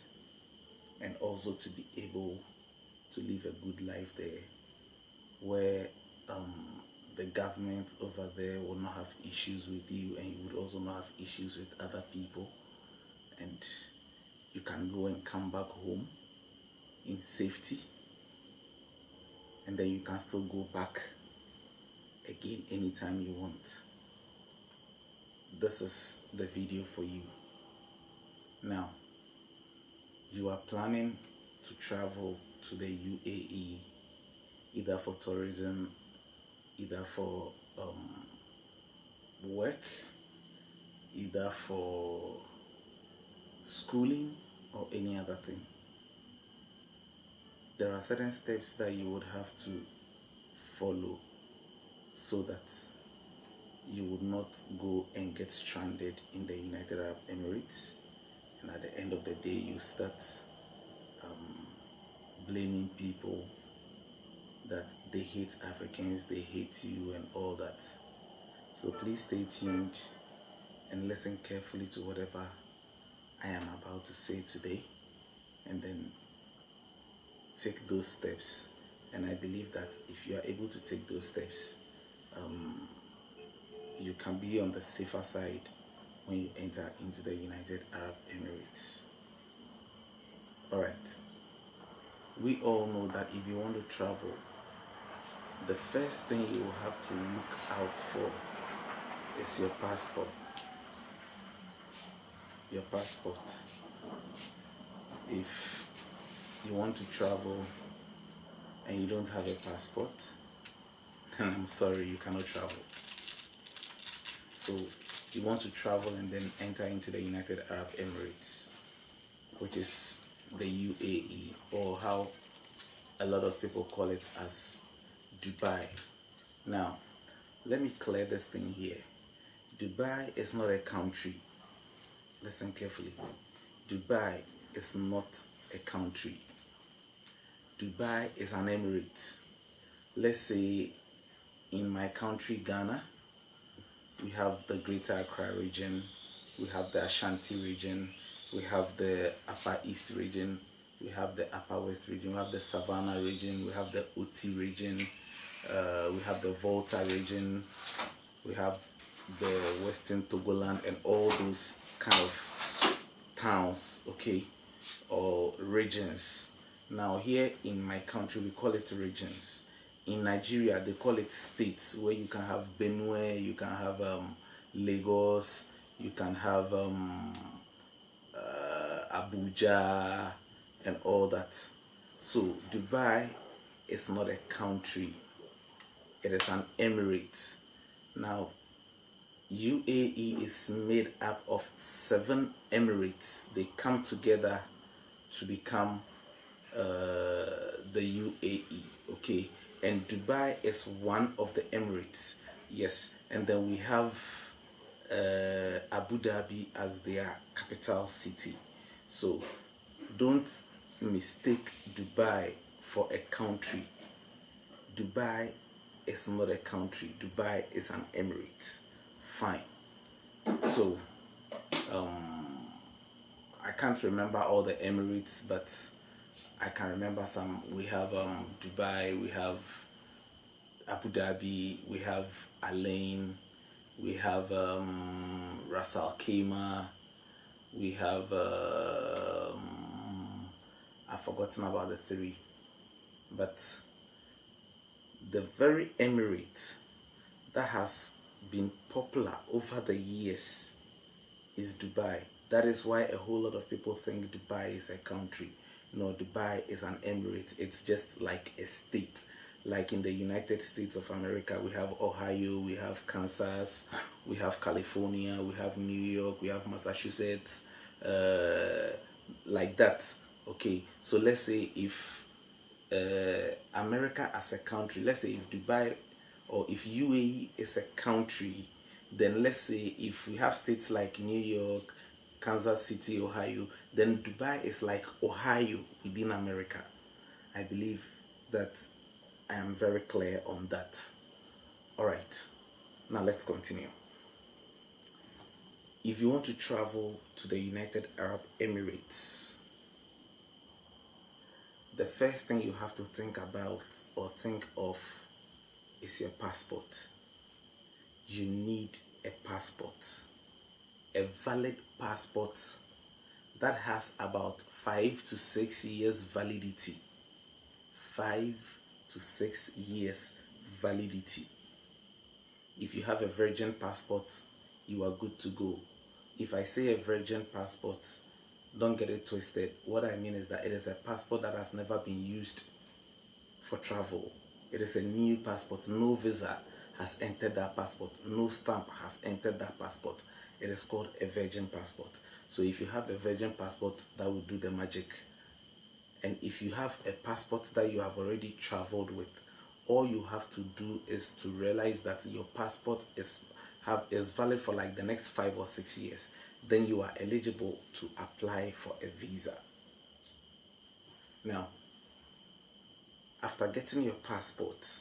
the valid one for 5 or 6 years, the next thing you will have to look out for is your visa. Your visa. Now, the UAE has a lot of visas. When we talk about visas for the UAE, it's very broad, okay? Very, very, very broad. And I'll take it one by one for you to understand it, okay? All right. The first visa I'll talk about is the tourist visa. The tourist visa. And with the tourist visa, when we talk about tourist visa, we are talking about a visa that is issued to you for the purpose of tourism in the country. So, if you apply for a visa as a tourist, then you are given a tourist visa. A tourist visa is what is given to you. With a tourist visa, it also has dimensions. It comes in two. We have the 1 month tourist visa and then the 3 months tourist visa. 1 month tourist visa means that you are going to be a tourist in the country for just 30 days or 31 days to be precise. After those days, if you are still in the country, then you have subjected yourself to what we call the overstay fines. I'll come to that. You have overstayed your welcome in the country. So, for overstaying your welcome in the country without doing visa change, I'll come to visa change too. Without doing visa change, it means that you have entered into overstay, which attracts fines to you. And each day you stay in the country, the UAE has a specified amount of money that you pay to the government for overstaying in the country. Now, mind you, if you are fined in the UAE, it means that until you pay that fine, you can never come out of the United Arab Emirates. Before you cross the airports, before you cross the smart gates of the airports, you need to pay those fines or else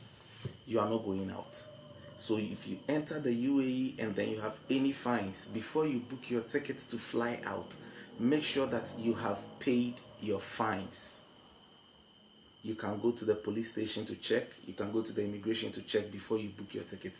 So make sure that you are clean, then you book your tickets back home. Okay, so we have the 30 days visa, which is 1 month tourist visa, meaning that you are going to be a tourist in the country for just a month, a single month. After that, you would have to do what we call visa change, or you would have to fly out of the country. I hope I'm making sense here. I hope I'm talking to someone. All right. Then we have the 3-month visa, the 3-month tourist visa. 3-month tourist visa, meaning that the United Arab Emirates gives you the opportunity to stay in their country for the next 90 days. 90 days, which is 3 months. Now, with the 90 days, it is the same thing. Your stay is welcome up till 90 days. If you cross the 90 days margin, there's a certain grace period. If you cross that grace period, it means that you've entered into overstay. If that grace period passes, the purpose of the grace period is to allow you to do your visa change, because it could take like a day or two or something like that to be able to get your visa change. Maybe you feel you've not finished whatever tourism you came to do, and you would want to continue into the safaris, into the desert safari, maybe into the Burj Khalifa, the Dubai Frame, the Dubai Mall, and all that. So you decide, okay, I would do a visa change for another 1 month or another 3 months and stay in the country for another 3 months. Now, the grace period is there for these things. If within the grace period you are not able to do the visa change, it means that the UAE reads into it as you overstaying your welcome in the country intentionally. Therefore, you have to be penalized. And being penalized means that you have to pay fines. Now, their fine is not just a single punch and then it's done. No. Each and every day you stay in the country, there's a punch you receive from the government in terms of fines. So put it in your brain, put it in your memory that whilst you are going into the United Arab Emirates, you are not going to overstay your welcome there. And if you would overstay your welcome, you have a grace period to be able to do a visa change, to spend more time in the country in case you are not done with whatever you are doing in the country. So bear that in mind. Alright. So you have the 1 month tourist visa, you have the 3 month tourist visa. Whichever one you want, you can apply and get it. Then you can, when you get the visa, you start thinking of your tickets. Now, United Arab Emirates visa takes 24 to 48 hours. Latest by 72 hours, you have your visa. Latest by 72 hours, you have your visa. So if you have any agent applying for the visa on your behalf and it exceeds the 72 hours, start asking questions, start looking for him, because you might be duped, you might be in the course of a duping. Find him and take your money, find her and take your money, because the visa for UAE is 24 hours, 48 hours, latest by 72 hours, unless you are being employed by a company. I'll come to that. Alright, so after this, what next? There is another visa called the employment visa, the direct employment visa. Direct employment visa.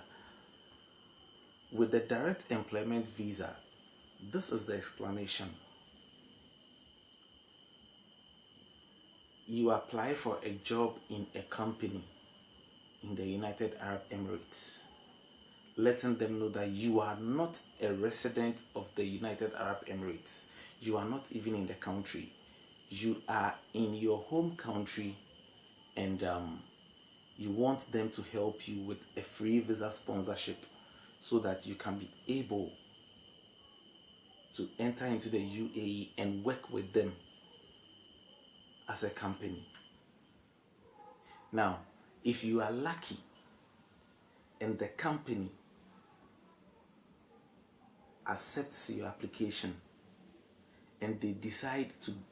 interview you, sometimes the interview is online, sometimes they send delegates or representatives who would come all the way to your country to recruit people, so you can have a one-on-one face-to-face interview with their representatives or delegates, or they can interview you online through Zoom, how do we call it? Through Zoom, through I've forgotten this website, but there is an online interview. You pass it, and then the company offers to pick you up from your home country. With this, It is called an employment visa. With that one, there is no need for you to do visa change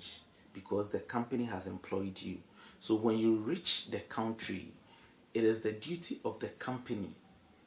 to make sure that you get your residency visa, meaning that you live in the country as an expat and you are working there with them. So that is another visa called the employment visa. And then we have the partnership visa, we have the company visa, we have the spouse visa,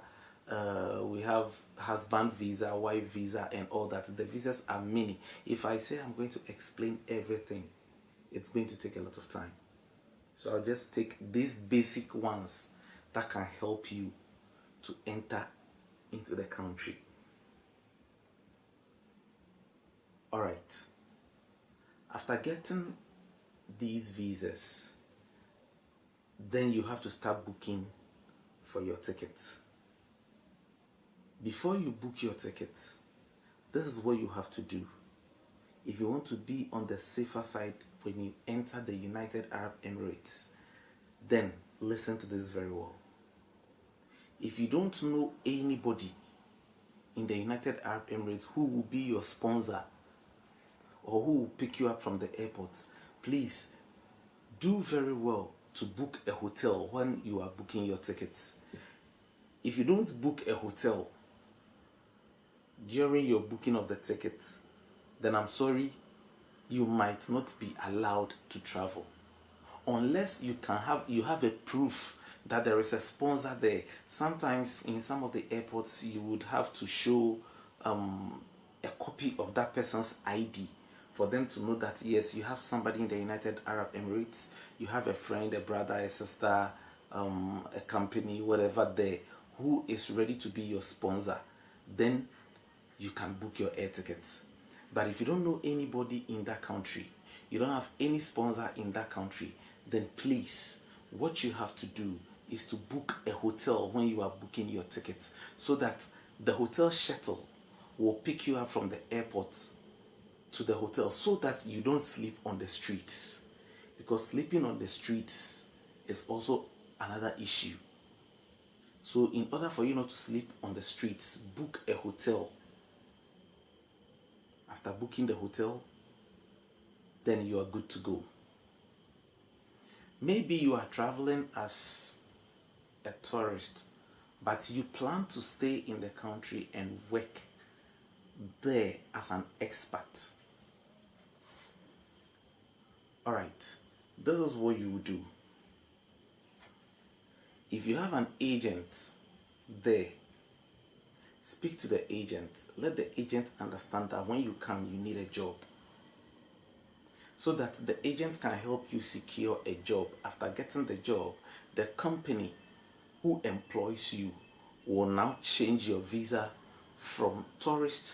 to employment visa.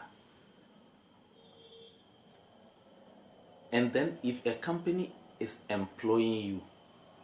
I want you to understand one thing and be clear here.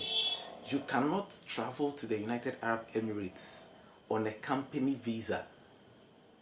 and then when you get there you want to change the job, you want to stop working for the company. It doesn't work like that. If the company is employing you and picking you from your home country, the company has sole responsibility of everything you do with your life in the United Arab Emirates. So if you are able to sign a contract for 2 years with the company, bear in mind, until the 2 years is over, you cannot change the job. But if the 2 years is over, the company will ask you,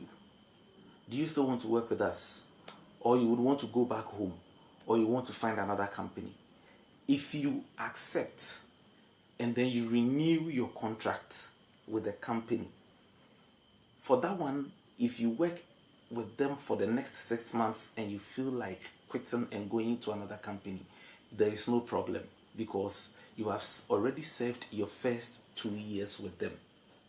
People always get this thing twisted, so let me explain this thing very well. if a company picks you up from your country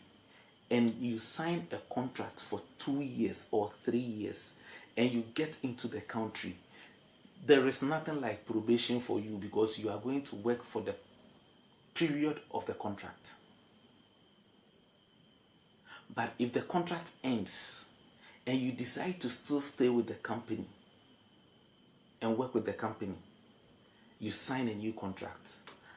After 6 months, you can decide to quit and get another company. There is no objection about it. But if you go to the country on your own with your tourist visa, and then you get a job over there in that country with your tourist visa, and the company changes your visa from tourist to employment to residency, after 6 months you can quit. Please try and understand what I'm saying. After 6 months you can quit. The company didn't bring you from your country. It is not a direct employment, so you can quit after 6 months and find another job to do. So with these two kinds of visas, you check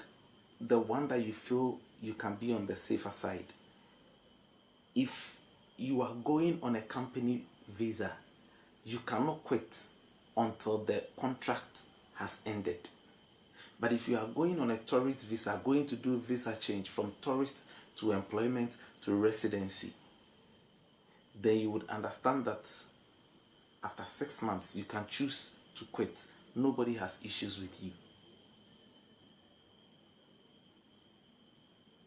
So if you are going with your tourist visa, get your ticket, get your hotel booking, and then you can go. Let your agent get you a job to do, go for the interview, and then get a job to do. Or if a company is picking you with a direct employment,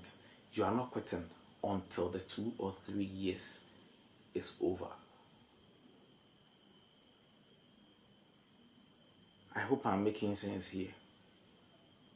I hope I am making sense here. Alright. On reaching the United Arab Emirates, one thing I love about the country is that you get to the airport, they give you a SIM card for the country,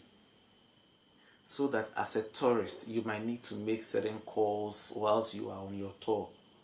So the country takes it upon itself, and then they give you SIM cards at the airport, so that when you enter, you can use the SIM card to make calls. On reaching UAE,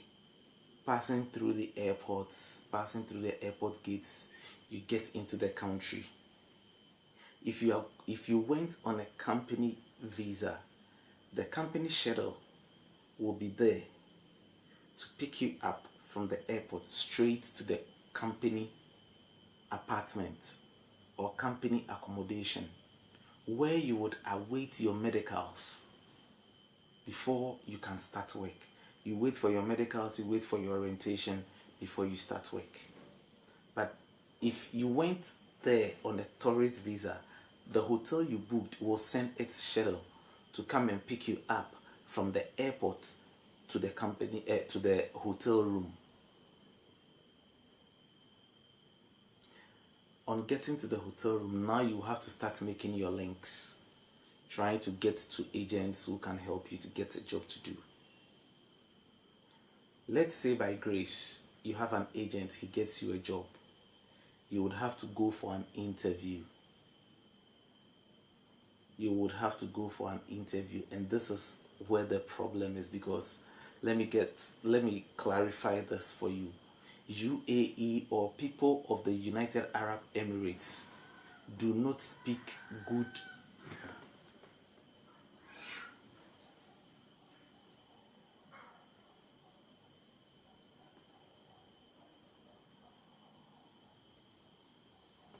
people of the United Arab Emirates do not speak good or clear English. So if you go for the interview, you would have to listen carefully, else you can be disqualified, because the English they speak there is not very clear. The UAE is made up of Emiratis who are not so very common to see, but the companies that are working there are made up of Pakistanis, Nepalese, Indians, Bangladesh, and like those Asian people, and the English is not good. So if you are going for a job interview in the UAE, you need to master how to listen very well, or else you would fail a lot of interviews. Get it clear? You would have to master how to listen carefully and how to decode or break down certain English phrases to be able to understand what they are saying. On going to the interview, by grace you have passed the interview. Please don't rush it, because there are a lot of steps ahead before you start working. In those days when there was no COVID, it's a different issue. But for now that there is COVID, it's also a different issue. After getting employed or passing your interview, the company would demand your passport, the original passport. This is where I would want to caution you people, brothers and sisters. Be careful who you hand your passport over to in the UAE, because there are certain people who can open offices, stage interviews, interview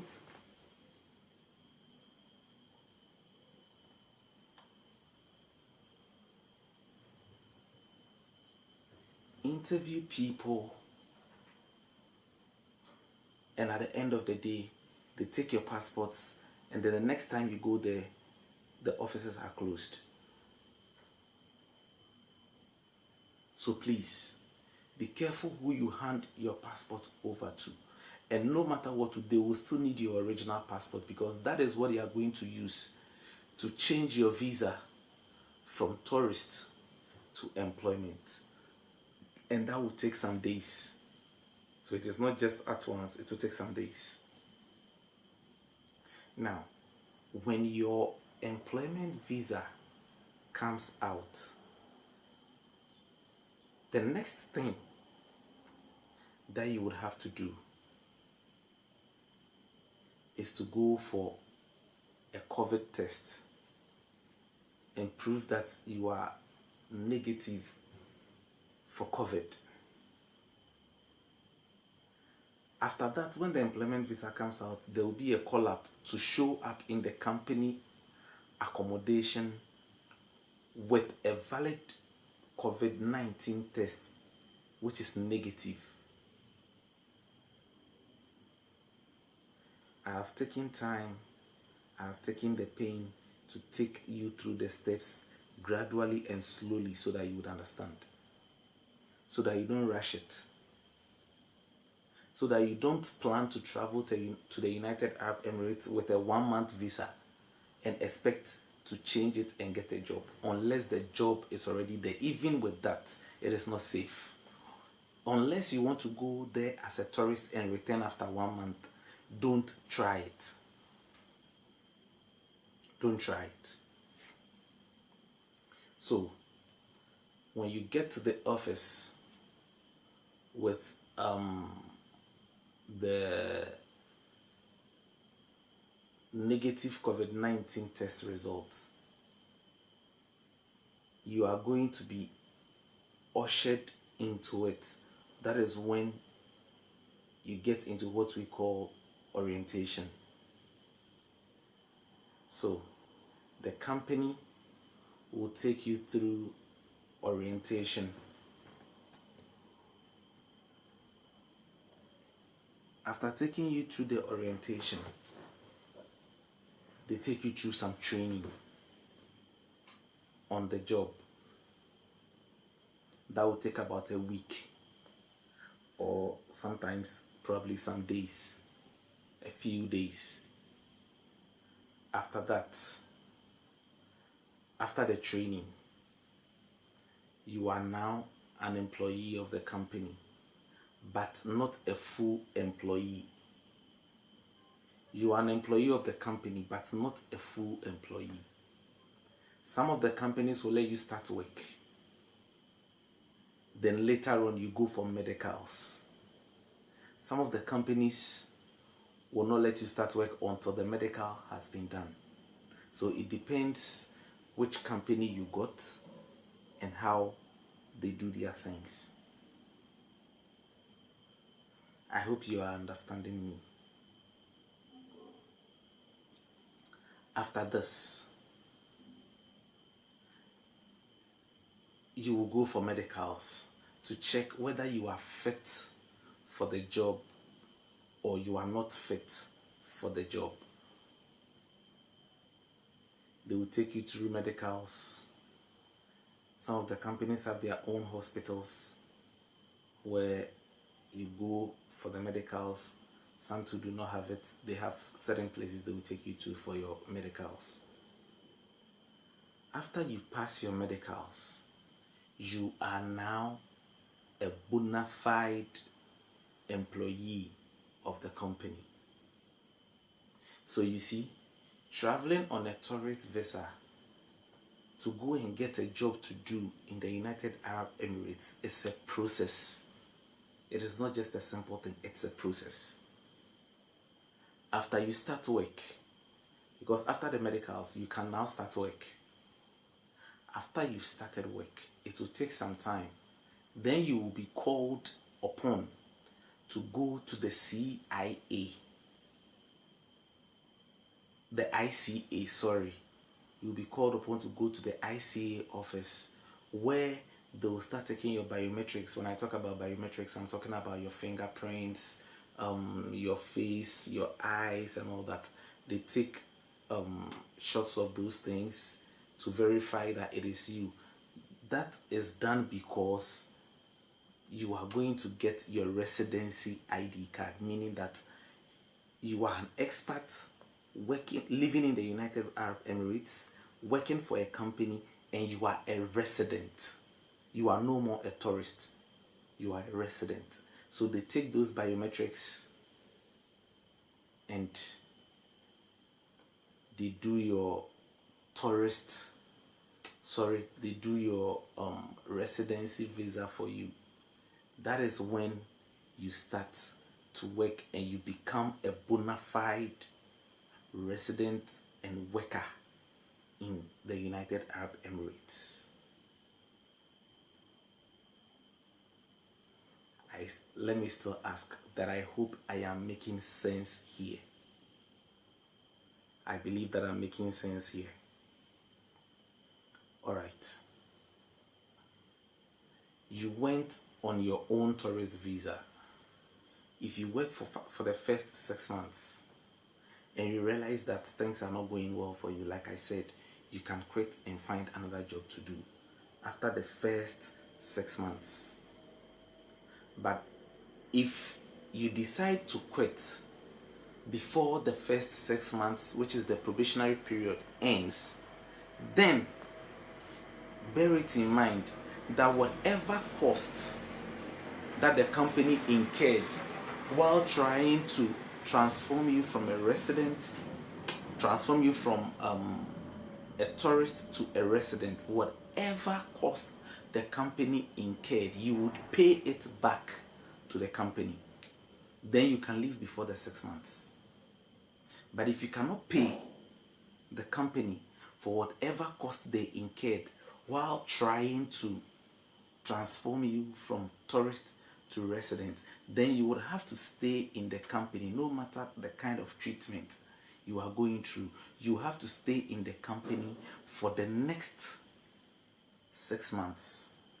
After the 6 months, you can quit and then get yourself a new job. Now, let's say you've worked for the company for 2 years. In your first year of work, there is something we call the leave period. The leave period. After 1 year of working for the company, you have your leave period. You are entitled to a 1-month leave. But get this clear. If you work for the company for 1 month, for 1 year, and you get your leave, and you choose to travel to your home country, and after the leave come back to the United Arab Emirates, please bear it in mind. The company is not responsible for your air tickets back home. Your company is not responsible for it. So if you work for 1 year and you want to go back to your home country to enjoy your leave over there, please again, don't expect the company to give you your ticket back home. They will give you your leave money. They will pay you for that 1 month leave that you are going to spend at home. But don't think they will get you an air ticket. No.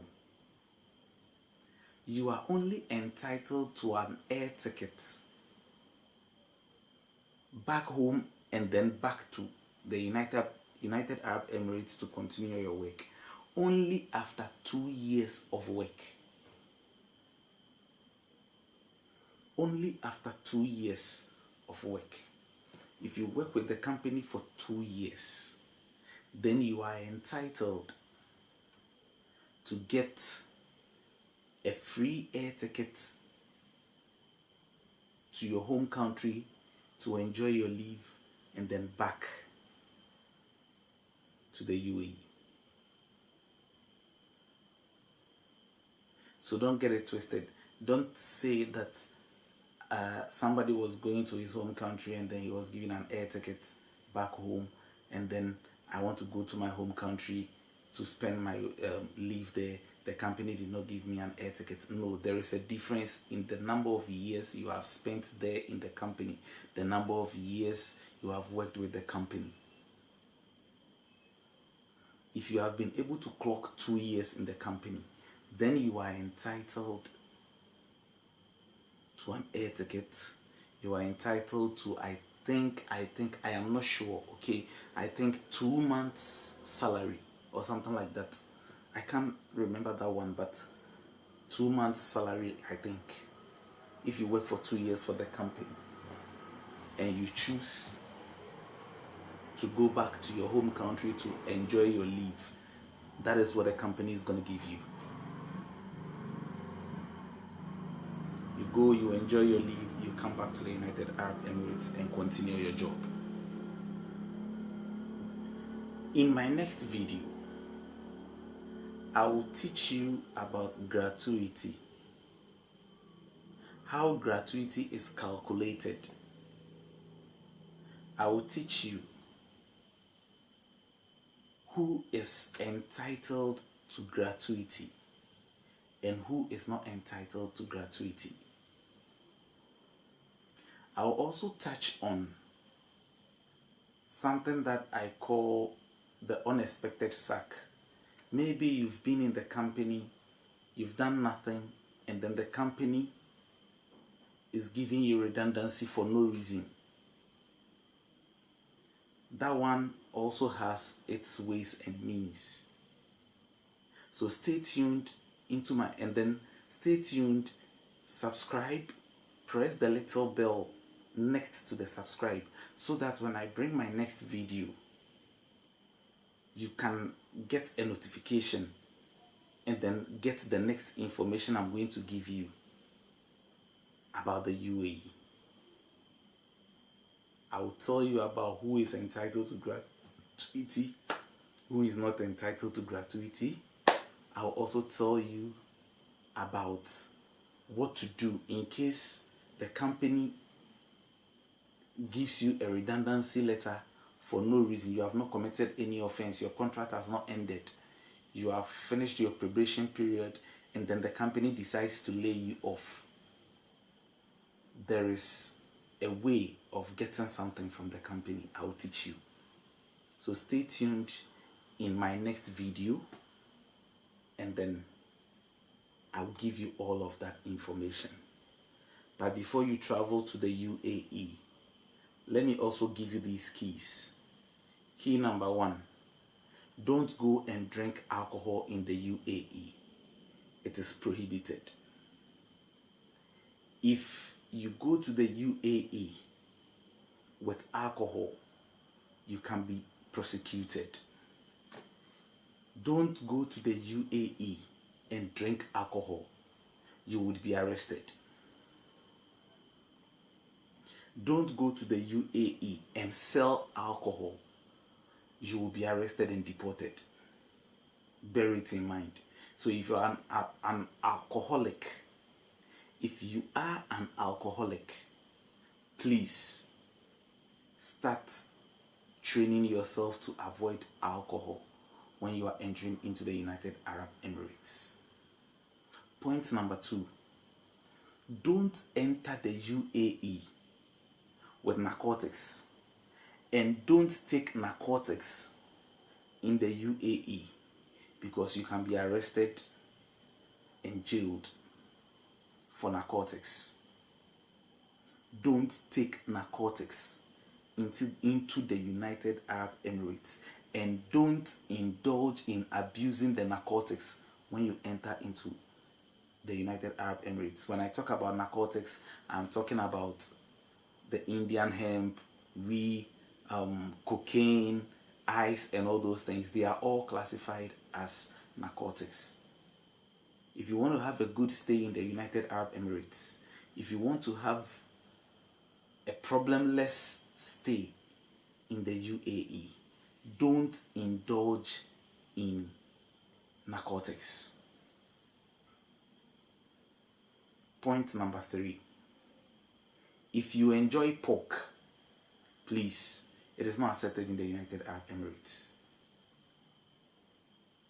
Pork, it's not accepted. Point number 4, cuddling. If you are going with your girlfriend, cuddling her in public is prohibited. Whether your girlfriend or your wife, it is prohibited to cuddle in public. If you are caught cuddling in public, you will be asked for a marriage certificate proving that the woman is your wife or the man is your husband. If you don't get it and you are cuddling in public,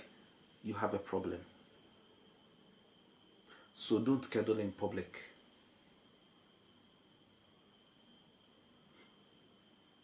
Number 4 or 5,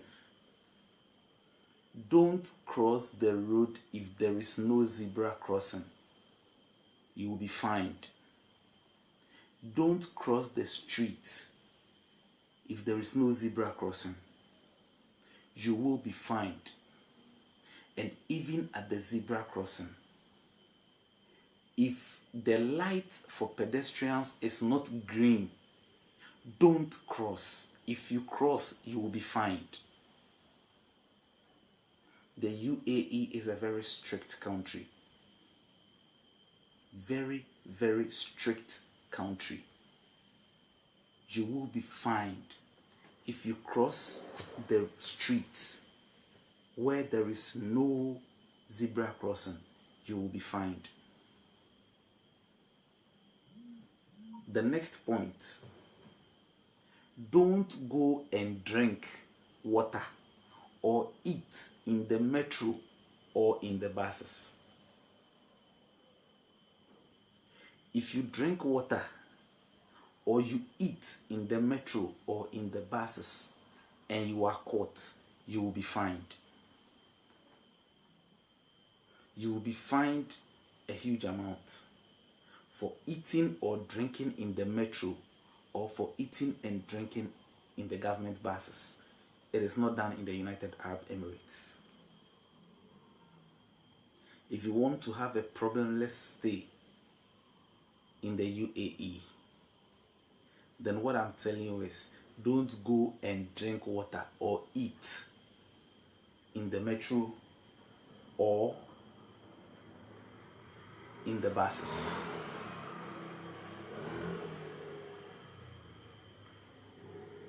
They have so many laws. Now, if you happen to board a bus,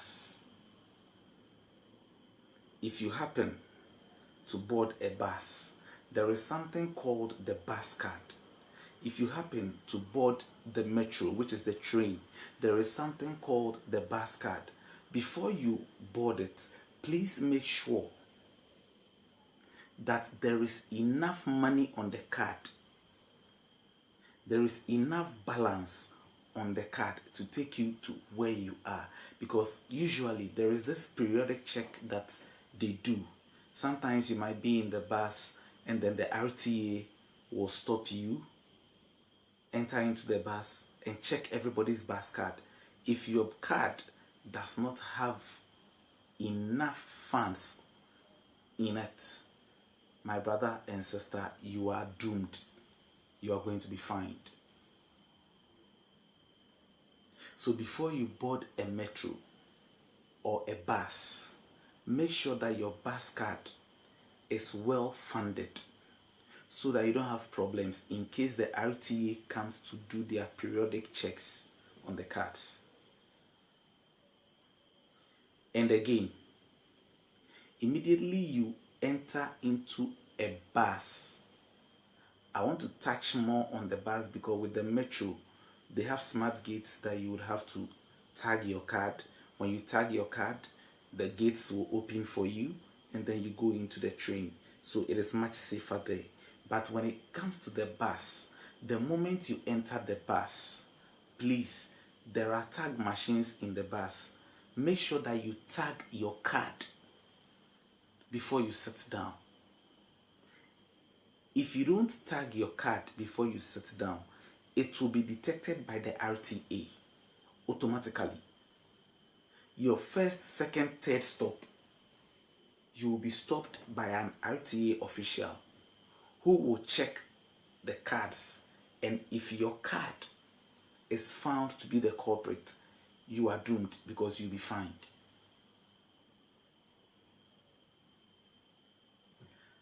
When you are going out of the bus, please remember to tag out, because if you don't tag out, nobody will follow you, nobody will question you, but the funds on your card will keep depreciating and reducing because it is assumed that you are still in the bus, you are still riding in the bus. So the more the bus keeps going to and fro, the more the RTA deducts money or funds from your card because it is assumed that you are still in the bus, you are still riding on the bus. So if you decide to come down or alight at a certain place, make sure that you tag out. Tag out before you step down, or else you would lose your funds on the card. Tag out. There's a lot to learn about the UAE. I'll come to that. But for today, I came to teach you the step-by-step guide as to how you can enter into the United Arab Emirates problem-free, as to how you can get a job in the United Arab Emirates problem-free, and as to how you would live your life in the United Arab Emirates problem-free. If you are able to adhere to these things, you are free in the United Arab Emirates. One thing, it is illegal to fight in the United Arab Emirates. Even to have exchange of words, in public is prohibited. You don't exchange words in public. You don't fight in public. If you fight, you are in big trouble. And if you go to the UAE, you rent a car to move around, please be careful. Don't skip the red traffic sign. If you skip the red traffic sign, you will be charged. You will be fined. Don't skip it. So be careful not to enter into a one-way. Be careful not to overspeed, because the police force of the United Arab Emirates, they have sophisticated technologies to detect who is overspeeding. So please, don't overspeed. Don't enter into a one-way lane. And please, don't skip the red sign on the traffic light. I'll come your way again with another nice video about living in the United Arab Emirates. Stay tuned in my next video. Like I keep saying, subscribe to the channel, press the little bell over there, like the video. Sammy mama kwaba eba free TV. Ene mo hu yen ya na enye bone so. Mi amidina he mi din e de Salome. Ewie yi ye ba bedidi ye ho nkomo ne abetwetwe nkomo. Enkomo a ye ba betwetwe ne betwetwe nkomo afa ensano dwuma ho. Se oman mu se de asetene mu ayeden ene se de abrabo mu ayeden no. Ase enkofo bebre ehu se school kono emfaso ewo so echen adwumasia no. Na se yekasa adwumasia edien ene hye obi nkran se onsi adwuma. Ekwan ben so kwa ena ofa otimi edisi adwuma no ewie. Na se osi adwuma no ewie nso a emfaso ben ena onya ewo mo ema ono ankasa ene nebusia. Enti se ewie yi de mo hu ye wa ha na enye bone so. Mepaacho samwe yi gina aboaso a yefre ho Yehowa for asori dan ho. Mepaacho ya ba carpenter ni bi ho a ye ne ba betwetwe nkomo. Na mepaacho ye bepese ye behu ni din ene ekwan ye ofa so a otumi ebeye ene wa bebie ne shop ewo aboaso hai. Mepaacho openi mi amidina ha mi din e de Salome. Mepaacho mepese mehu din se be ya ahwefo ebehu se de yefre wo. Pacho me so me de akwasipoku anase ode hyeman. Edin ade frɛ me no no. Ye papa ese ode akwasipoku anase ode hyeman. Mepaacho se ode hyeman no eno ana obi ade frɛ wo aboaso ha. Se bi obi hwehwɛ wa aboaso ha no. Di obi anim ye ode hyeman anase edin bi wo hobiom. Ode hyeman na na oba na ahwɛ me a obehu me.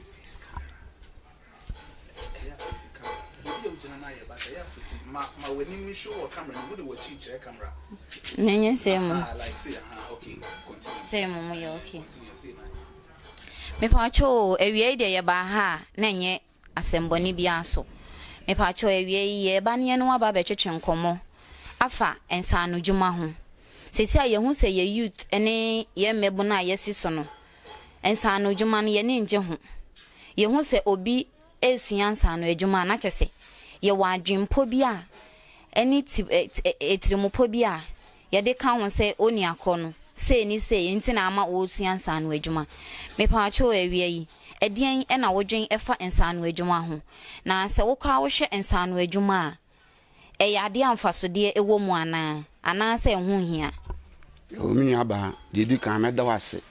Madam atiefo nya nso ase. Se de wo si ubisa no nsano adwuma de eye etumi aka se fan ba bi na ye kura sen education no ebi se wo won nsano adwuma utu kwan ko ba bi a wo ye de wo nkyero na carpenter adwuma no so a me ye no so no etimu se aboa me bebere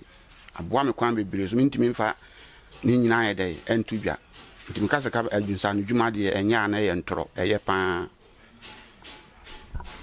Yo ye papa sama waka ne se o ka nsano adwuma nya na kyese odi atro na kyese ye tie na asem na ye hwe de wo kan ye ya na kyɛ sampa nsano dwuma yade a mfaso wɔ so paa na ansa na yebehu sɛ nsano dwuma mfaso wɔ so paa no yene ne betwetwe nkomo na yehu sɛ nsano dwuma no ekwan bɛn so kwa no no no enne watimi abɛyɛ master wa bie ne shop dedi mi fa cho enkofo bebre edwen sɛ nsano dwuma no sɛ usia adwuma na kyɛ sɛ sɛbe wo de wunni no wo se ehia wɔ mo ohia bubro enti na yesia nsano adwuma no na me pa cho sɛ wo hwɛ nsano adwuma no na wo hwɛ omo ko school na me pa cho emfa to ho bɛn ene wadwen kyerɛ bɛn na wo yo minya ba me da wase sɛ de wo ka no nsano dwoba ka sɛ nsano dwuma yɛ ahiafo adwuma bia no wɔka bia wo boa ebi sɛ me gyina wo mi sɛ me ni bidie enso no adwuma na me yɛ no mani sɔ edie skani be yi ska so wode kɔtɔ me na me sɛ me yɛ carpenter ni no betimi ayi ska de akɔtɔ saa de ne yɛ dai ebi nti de wɔbɛka sɛ nsano dwuma yɛ ahiafo adwuma no wɔboa ye papa akyerɛ na adwen wɔ nsano dwuma ho yegusu edi nkomo ɔse sɛ nsano dwuma obi ka sɛ o maame o papa edi hia nti na wusua nsano adwuma de a na kyɛ sɛ ɛyɛ atrosem esan sɛ ɔse sɛ nsano dwuma de sikani bɛte ne sika akɔ akɔtɔ no saa na nsano dwuma ni nso ebetimi anya ne sika ɛde akɔ akɔtɔ mepaacho wo ye sai bisa wo sɛ ye hwɛ nsano dwuma ani school kɔ a wo sɛ de nsano dwuma asi aboa wo ani school kɔ no mepaacho wo nka wo ne sɛ school kɔ no emfa so wɔ so kyɛn nsano dwuma na na oh mepaacho me nua ba asɛmpa no wabisa no mehu sɛ nsano dwuma no ɛyɛ sene school no efi sɛ mehu obi a me ba kora yɛ emfato ho me ba no okɔ school oduru baabi no ɔyɛ sɛ onkɔ school no bi obesua adwuma bani ampa de no kɔto adwuma me sɛ no otimi ɛyɛ adwuma bi a kyɛ sɛ wɔyɛ de wɔyɛ ne classmate fo no bi betimi ayɛ de akɔ school na bewie no so mu nwie na adwuma kora wonya bi nya de ɛnyɛ nti wɔbɛba me ba na wankɔ school na wɔno osua adwuma na wɔyɛ master no ayɛ de aba be hyɛ na adwuma ma na agi ska de ayɛ de agu no botom nti nsano adwuma de me ka sɛ ɛnyɛ a na yɛ de na yɛ ntro de yɛ da wase me paacho ye kɔsɛ bisa wo sɛ eba na sɛ nsano dwuma wo kɔ ne wa ba bɛyɛ master yi ahyase na wo maame ana wo papa ɛka sɛ ɔde wo kɔ akɔto nsano dwuma mu sɛn ɛna yɛ wo na sɛn kɔ na wo namfofo ana saa time no na wo no wo nam no sɛn ɛna wo ka fa wo ho yo me nua ba me da ase tama na me so a na me kɔ school nti me school na me kɔ na me tibu na me yɛ dɛ enni na me nim ade ne kura de ɛ baako nti maame na mani nyi school ho nti a kyɛ ma awofo yɛ sɛ on de mekɔ akɔto adwuma mu to wɔn ka sɛ on de me kɔ me kɔ wura adwuma no no na mani gyi ho yie nti no me sɛ nsano adwuma de ɛyɛ de yɛ da wase me paacho wo kasa no ka asɛm bi sɛ na wabɔn nti wo papa ka sɛ ɔde wo kɔ nsano adwuma no wan wo so uti me paacho wo enemre no ye mmebu no na yesi so no ye hu ne sɛ nsano adwuma no sɛ obi ekosua nsano adwuma sɛ bia ye nyina ye wie GSS na ye nyina ye wie SS na asemasi maame ana obenten maame aka sɛ akwasi ana adwoa me de mi ni biam do beto awso ana sɛ me hwɛ wo modern bo na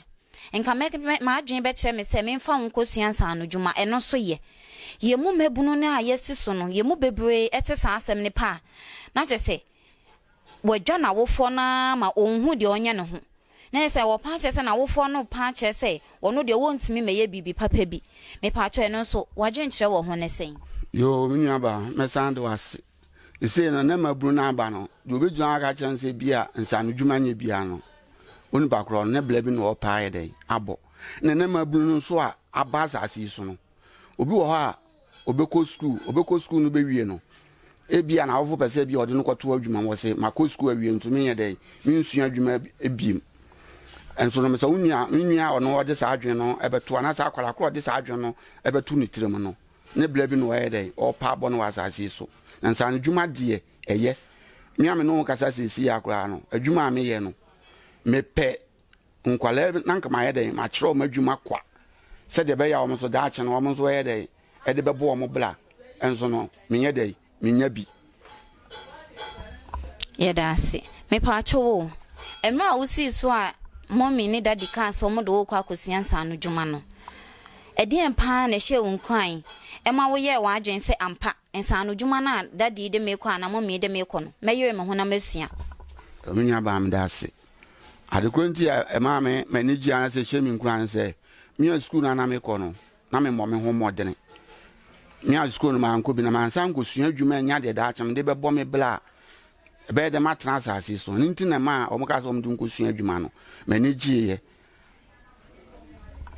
ye dase me pacho ye ba ne se enne se de asetena ye na ama ye hu se emebunu ni bo ho no ma ohun se wanko school de ene no wontimi nya hwe eno ka ho na kro no nketenkete adoso wo man mu ama kalabule adoso a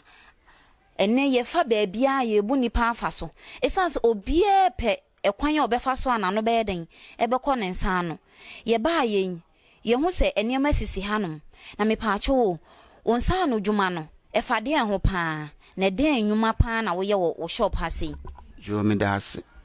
adwuma me yen me shop ha nkasa ye me yen konya empa odrop ezade ede nsa ye bia finicha bia no wa mentimi enye daddy se ne shop ha oye wardrobe oye mpa oye nkonya eniema saa enua niema ne de eba ne saa na tese oye expert ewo mu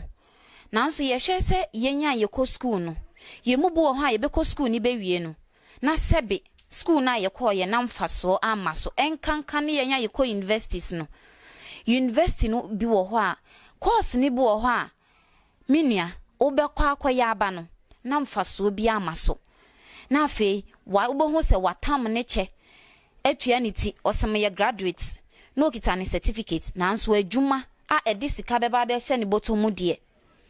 na eho odin ma ne pa na sebe de ne yere ne ma ebedi na mpo so onware ye mpo ade ono ankasa ede ye ono ho yie se ne dan ka ne nso eka tua kane ade no eni de mpo sebi obedi mpo no na ho ayede ama no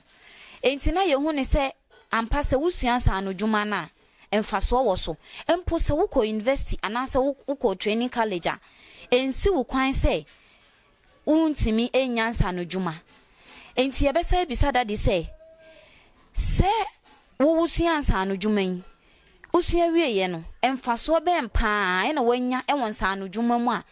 ene kwan be na afaso a etumi aboa wabrabo yo mnya ba me dase se de o ka no afutu akra metu ansa na baba adwuma na me ye no bo aboa me ne se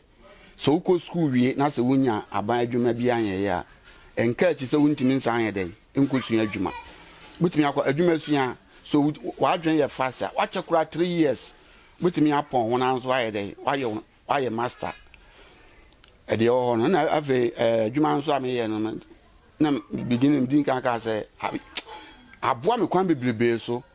metu no eno anam de hwe me family bia mi hia bibisa me kota na metimi aye eno bi scanner bi na me yiye den ede to so je zamentimi nka ensem bebre adwuma ne jansan adwuma de eye a utimi sua adwuma no yie pon ho pa de a na so de no bobo bla so so tia brochire kura no so no oba oye boga no nya ne size ye de eno tedi si se usua san no adwuma ne yie a de wo so oye boga ka no enye ne size ne wo na chese yetie dadi kasemu a na chese ampa ensan no adwuma no emfaso papa ewo so enti yemfa ne se obi akọ school mretenten wakọ akosua ebia law anasa wakosua about enuaba ne ade obewie no na baabi odi ne ti to kra ansa na waye adwuma kra no enwo odin ma no na nso yemfa ne se wo wie ye kra no na wodi ensan no dwuma ketewa bi eka ho a enkamfaso a wobenya no na chese yeden eyebocho enti dadi ye hwensa no dwuma na me paacho na obeka se emusika o de toto bosome sika wonya free wonsa no dwuma ne mu ene de bosome obi nso je sa abanye dwuma na se oye obi adwuma no me paacho wo ubehu ne sen na eno no hu ne se wo de no wosoro chen ye bi de chen omo ye office adwuma na na minya ba me dase ene de o kansa eye bebrebe If it's a mean fifty in some baby mu. Na metimaka Adam says in the work and plain say, me a juma we na me yen. Francis scare me yan a mantano. Me kwa na asa me whisker yes, me whisker and get scare me yan a mantano. Obi also a year juma, a bang juma or year juma or bangano. Kanyani size ye day, enemy. Not as ampa and sanu jumano and faso also. Miguso make us and sanu jumano and faso a was so.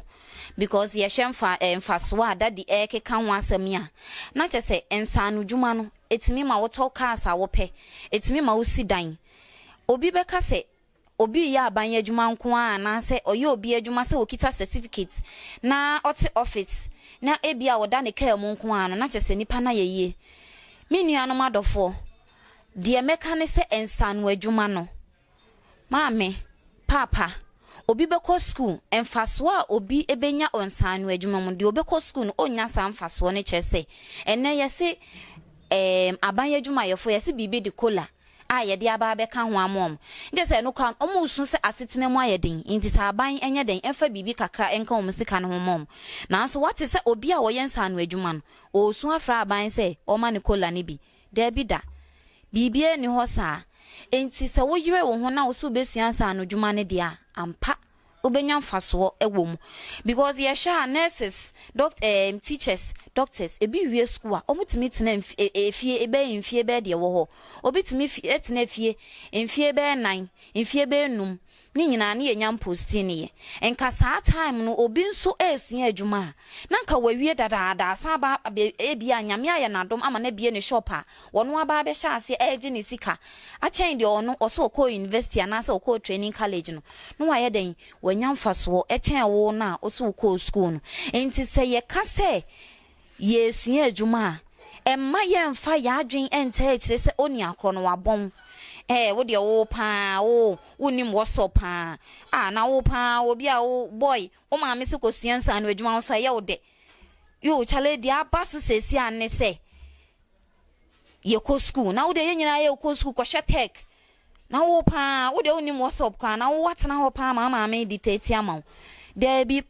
minua ba minua be ma se wo ma me ka sensa no dwuma kosua me ka se emfaso wo so pa enti bomodin se ensa no dwuma no odo hu ebegimu na aboa wankasa ensefo yegusua ene ye papa etwetwe nkomo ewo aboa so Yehowa for asoridan no ho ne shop ene Yehowa for asoridan no ene din hwe enimu se de na yegusua eka no de ye ka fa ho ne se ensa no dwuma eye pa na daddy kwa eka se ne shop ha sei enka wo penkwala wo betreni wo mo free enti se minua be ma samre wuti fie na wo hwe yenya kan hu se ye papa bi wo ho owo aboa so a wo kumase ha ya asem na ye ken kumase aboa so asem na ye ken oni Yehowa fo edan no ene din hwe animu wo so wo penkwala wo betreni wo mo free wo kire won san no adwuma ne free wonje wo sempo a wonje wo kapre wo se bra na ba besua adwuma ne se wo de wo nya bre pa se wo besua adwuma na so ni ska wo so de bra obekire wo adwuma no ama won so wo daache no ayeden asiye ama wo me pa che wo dedi yesan aba wo so me pa che na ye pese ye hu se abra mo me ni dadi edo wo hye adwuma mu no eno ane se na eno anu no ana se unya ohaw abra na usia adwuma no minua ba me dase tamo mo na school no mani nye ho na wo de me kosua adwuma no enam se na mani nye school no ampese daache me ho me kwa ahokire mu ninti no me forso e ene se adam anya ska nkwa adwuma akra me fa shoe shine me si me ye shine ansa na maye dey masan ba adwuma ntini how de e fa ba bi no mankomu ama me ho ankire me sa enam se na me ye shoemaker ninti no na se ampa na ye papa na neni abre se obesua adwuma no se wo hwe obi a wo sua adwuma na se da wo nye sika ema adwuma no wo koye su shine ansa na waye den wasan aba abesua na adwuma dia na se ampa na neni abre enka shu shine den ke beka se e wo mse wo na mawia so de na nso no wo koya na wanya usika nya fe na wo kosua se de polishing pabo ana wo kosua se de ye bibi enso ni nyina esan se osi ne bo se ampa maye ma adwen se mesua adwuma ne de ekwan bia so wo se misua na me nso etumi boa me daache ene me ma a me wo no oyere no ho esuaye na je sensa no adwuma no enye se ye fa ne tra kwa se de obi ekọ school a ohia challenges se etoda ne school fees sem ba bi obeda de obedi no eye challenge mano no saa so na wusua sa no dwuma eno so challenges ewom na so ni nyina eye focus any determination a wo de beka adwuma no ho na dade me pa acho nyame bo a wo ma wotimi ewie ensa no dwuma no o hya ase a wo de si wani so se opese wunya shop anansa opese wunya baabi na wankasa wo ye wadwuma no me pa acho eno so unya wo ha obi na ekwan ben so na wotimi fa ya saa wo ha no ugina no mra mesua adwuma wi a me pon me ho no viti asende na me ye adwuma no wo ye fie animu nti akyere na me wo fa wa asase bi wo ye ho adan no wo na me sere na me ne kasa se mbesa nka me ye den me ko tran na me bie me shop ye den e wo ho no me kan na me se adwuma na mesua na me wo fa nso ani gi ho nti no wa ampopo niti na wo ye se me ye den me ko tran na me nto amadwuma na ye den eso that is see owie adwuma na o ka se opese onya baabi na o hye na adwuma ase no na wonya bi nanso no esa anse na nani abresa ampa menya wie adwuma ne de wo se me de ye adwuma no one ne wo fa edi ho nkomo ena ne wo fa no e ma no baabi a ene ode abie ne shop a ono so eye den eye na adwuma no se de me di kan ka yen that is open kwala obetreni omo free enti me pa acho wo se wo hwe yenya se wo tie yenya baby biara wo se wo kumase hanko a wo Ashanti region ha mini aba ma empopo uti se wani abrese ampa wo pese wonyansa no dwuma bi ema wo ho a me pa acho wo Ashanti region hanko ade a odru kejeti a wo so wo pe entonso aboaso eka me pa acho wo ba ka chemate ni se wo besi wo aboaso hospital junction se osi wo hospital junction na bisa wo bia se ope Yehowa for asore dan no se unya hu Yehowa for asore dan na oni Yehowa for asore dan no ene di nhwe ne mu me pa cho enye yira kwan kwa na dade me pa cho wo nipa na ohwehwe wa edin ben sa na ode be hwehwe wo pa cho din ode be frɛ ode be hwehwe me ye ode hyeman dade se ode hyeman intina che se ubedru Yehowa for asore dan ne ho a ode wo se ohwehwe ode hyeman opa cho eye carpentry shop oba ho no ma obekire wadwuma no se de waka no oso opese o kire wadwuma no free na wonso odaache utimi ebeye bibi papa bi ema ho na dede me pa cho se in case e bia nipa no ohwehwe na e bia ehwo ayede na se ohun a me pa cho e bia number bia na se bibi ode behu sampa wo nie no pa cho betimi de wo number atuja amayana pa cho me number ne ye 0248 55 32 69 me sense su biem 0248 55 32 69 that is say oh hwehwe na ne telephone number is 0248 55 32 69 enti me pa cho se bia wa besi ho na bia unhu a me pa cho betimi afre ne number empo ansa na obefo ka obeba no obetimi afre ne number no na modi nkita ho na je se beba so oba bedru no na waya ahoboa ama wo dadaada me pa cho de ehia ne se wani abre ese obenya ansa no dwuma no me pa cho ensa no dwuma se de ye ka no ye se emfaso ewo so enye de wakọ school nko a na enya mfaso de wo sun adwuma nso no emfaso ewo ho me pa cho ye bebisa ye papa na wa ma ya adwen kire enne mabu na yesiso a yenye ya adwen se ye de ensa no dwuma no ye besua bi no ye nyina ya adwen nyina ne se wo sua ensa no dwuma da nse se bon wa bon kra de osu bi mba wi aseda ana se wo de wo kra no sa no dwuma na wo ye wa adwen se wo koye no wuntime nto obi a wote office ye pese ye tie nenum asem ene nkran hyesem ne afutu a ode be ma ye mabu no no yominya ba mdas afutu ametu mabru na ene abawi asene se nsanu dwuma de eye se school no kura na bia awofo ntimi amfo anko bia cheso forso a na oye de open san dwuma bi ye de eye se carpenter dwuma me kan wa asema na se mason ana se adwuma bia kan wa koma so opese wo ye no me so se fa ho ye de ekohyem ene mabru na aba no wo se bia ansa me ka se me pu obi kura kire na dwuma fili no obi wa wa wo be kan no ono no na wo kura no wo pa tie do that's onyanse wonam na wase na damfo bi wansi dana se tusi wode akoto wi no ade no wanom no wode ne nane na eno no daache no ntimi mfa nkosi ba bia timi sre mini among ke to say wa woni able say opeso osuan nsa no dwuma no bo mo dia so obehwe me kira kwan na ayede obeba ye da se bebre enti me pa cho dedi osuan adwuma no wie ya na se wo ba be kwa adwuma no mu no se ayete se wo kosuan adepam wo kwa e wo se wo nya wo tailoring machine na te se wade pam e machine a wo de kwa kosuan adwuma no ko se no unkita bia na te se adwuma no unkonko ye hwe ana se wo kwa kosuan tire e wo se niema bi te se wo rollers wakonya eni ade de wankasa wo de ko me pa cho onso e kwan be na wo fa so a wo niema a wo de kosuan adwuma eni usuan adwuma no so wie ye no ka se wo be ye adwuma no eniema a wo na wo de be ye adwuma no kwan be na wo fa so a wo nyae yo me nua ba me da se kwan am fa so a me nyansa ne adwuma no se tema me pon me ho no me kodi pa nkakra ka na me ma wo fon so boa me wo tusu no tutom ena ma me nya eniema am de eye adwuma no daddy ye da wase me pa cho daddy ye kasa no o se ni tools no okodi pa ansa na ne nsa etumi aka ni tools no enti na chese ensa no dwuma no ni sua no eye short period de na anso no emu challenges ewo ho said the medical ya can be here ne se wo na wo ba be sua nsa no dwuma no why you ready say emu challenges emu how emu amane emu apinisie bia no why you ready say obe face de hia ne se wo de ato akoma so se opese wo sua adwuma ne nko ane de ekwan bia so obetumi asua awie na abebo awankasa wo daache ayete se obi opese okwa abroche ekwan bia obefa so aye be ne passport ne visa ne hwanhwan na connection ma je ne sikadi ne ye de ne fa ha ne ebu ne fa so nso ne nyina kire no o make sure so wo wie kire no abrochire no obesi honom na je se ko wa ma na ani amra abrochire no onye den onya no wako saa so na dadi edi si na ni so say enye paedie na obedi akoto tools no ene besi ne kwan amana sua adwuma anansa amana hye na adwuma na wa wie no wa hye ase me pa acho bomodin asensa anu dwuma no emu challenges bi a wo be hia no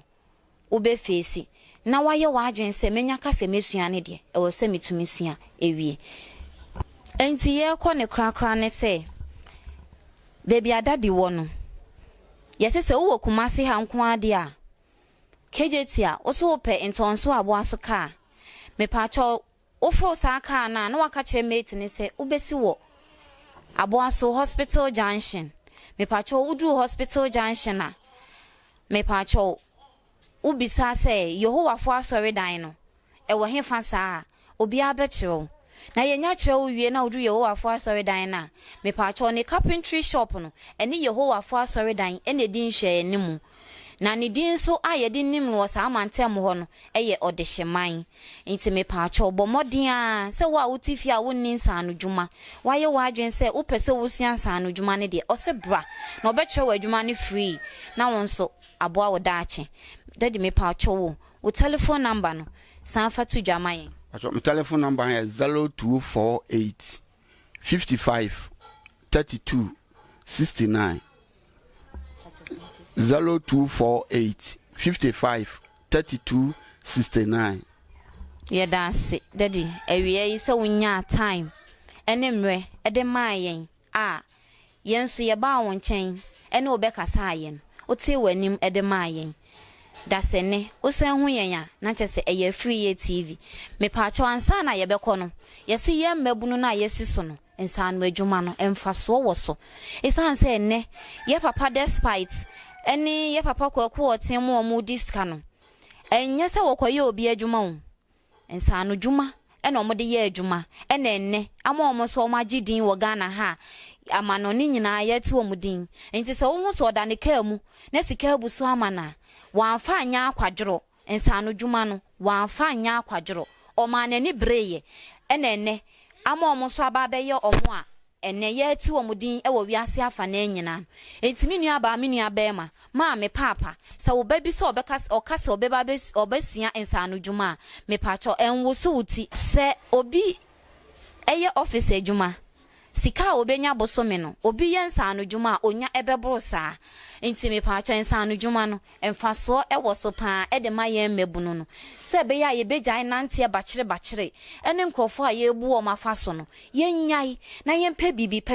enye den emwa ya nkasa ya brabo esanse kosi nahi na wo besre obi sika na wakọ wo fa ho na ne wama 10 cedis wakọ ma ma no wama 20 cedis kan hu se beto da no na wo fa no oni ho na wo papa no oni ho na wo maame oni ho be ma wo se sika no anempo wadamfo no enye de bia na obenya se sika no e de aye den e de ama wo na so wo wa wonsa no dwuma ba biara wo beko biara no wo ho enkyere wo da se de di kan aye no ba bia wo beko biara no sika ebebu so ama wo entinsa no dwuma no e ho wonfa so ye da mase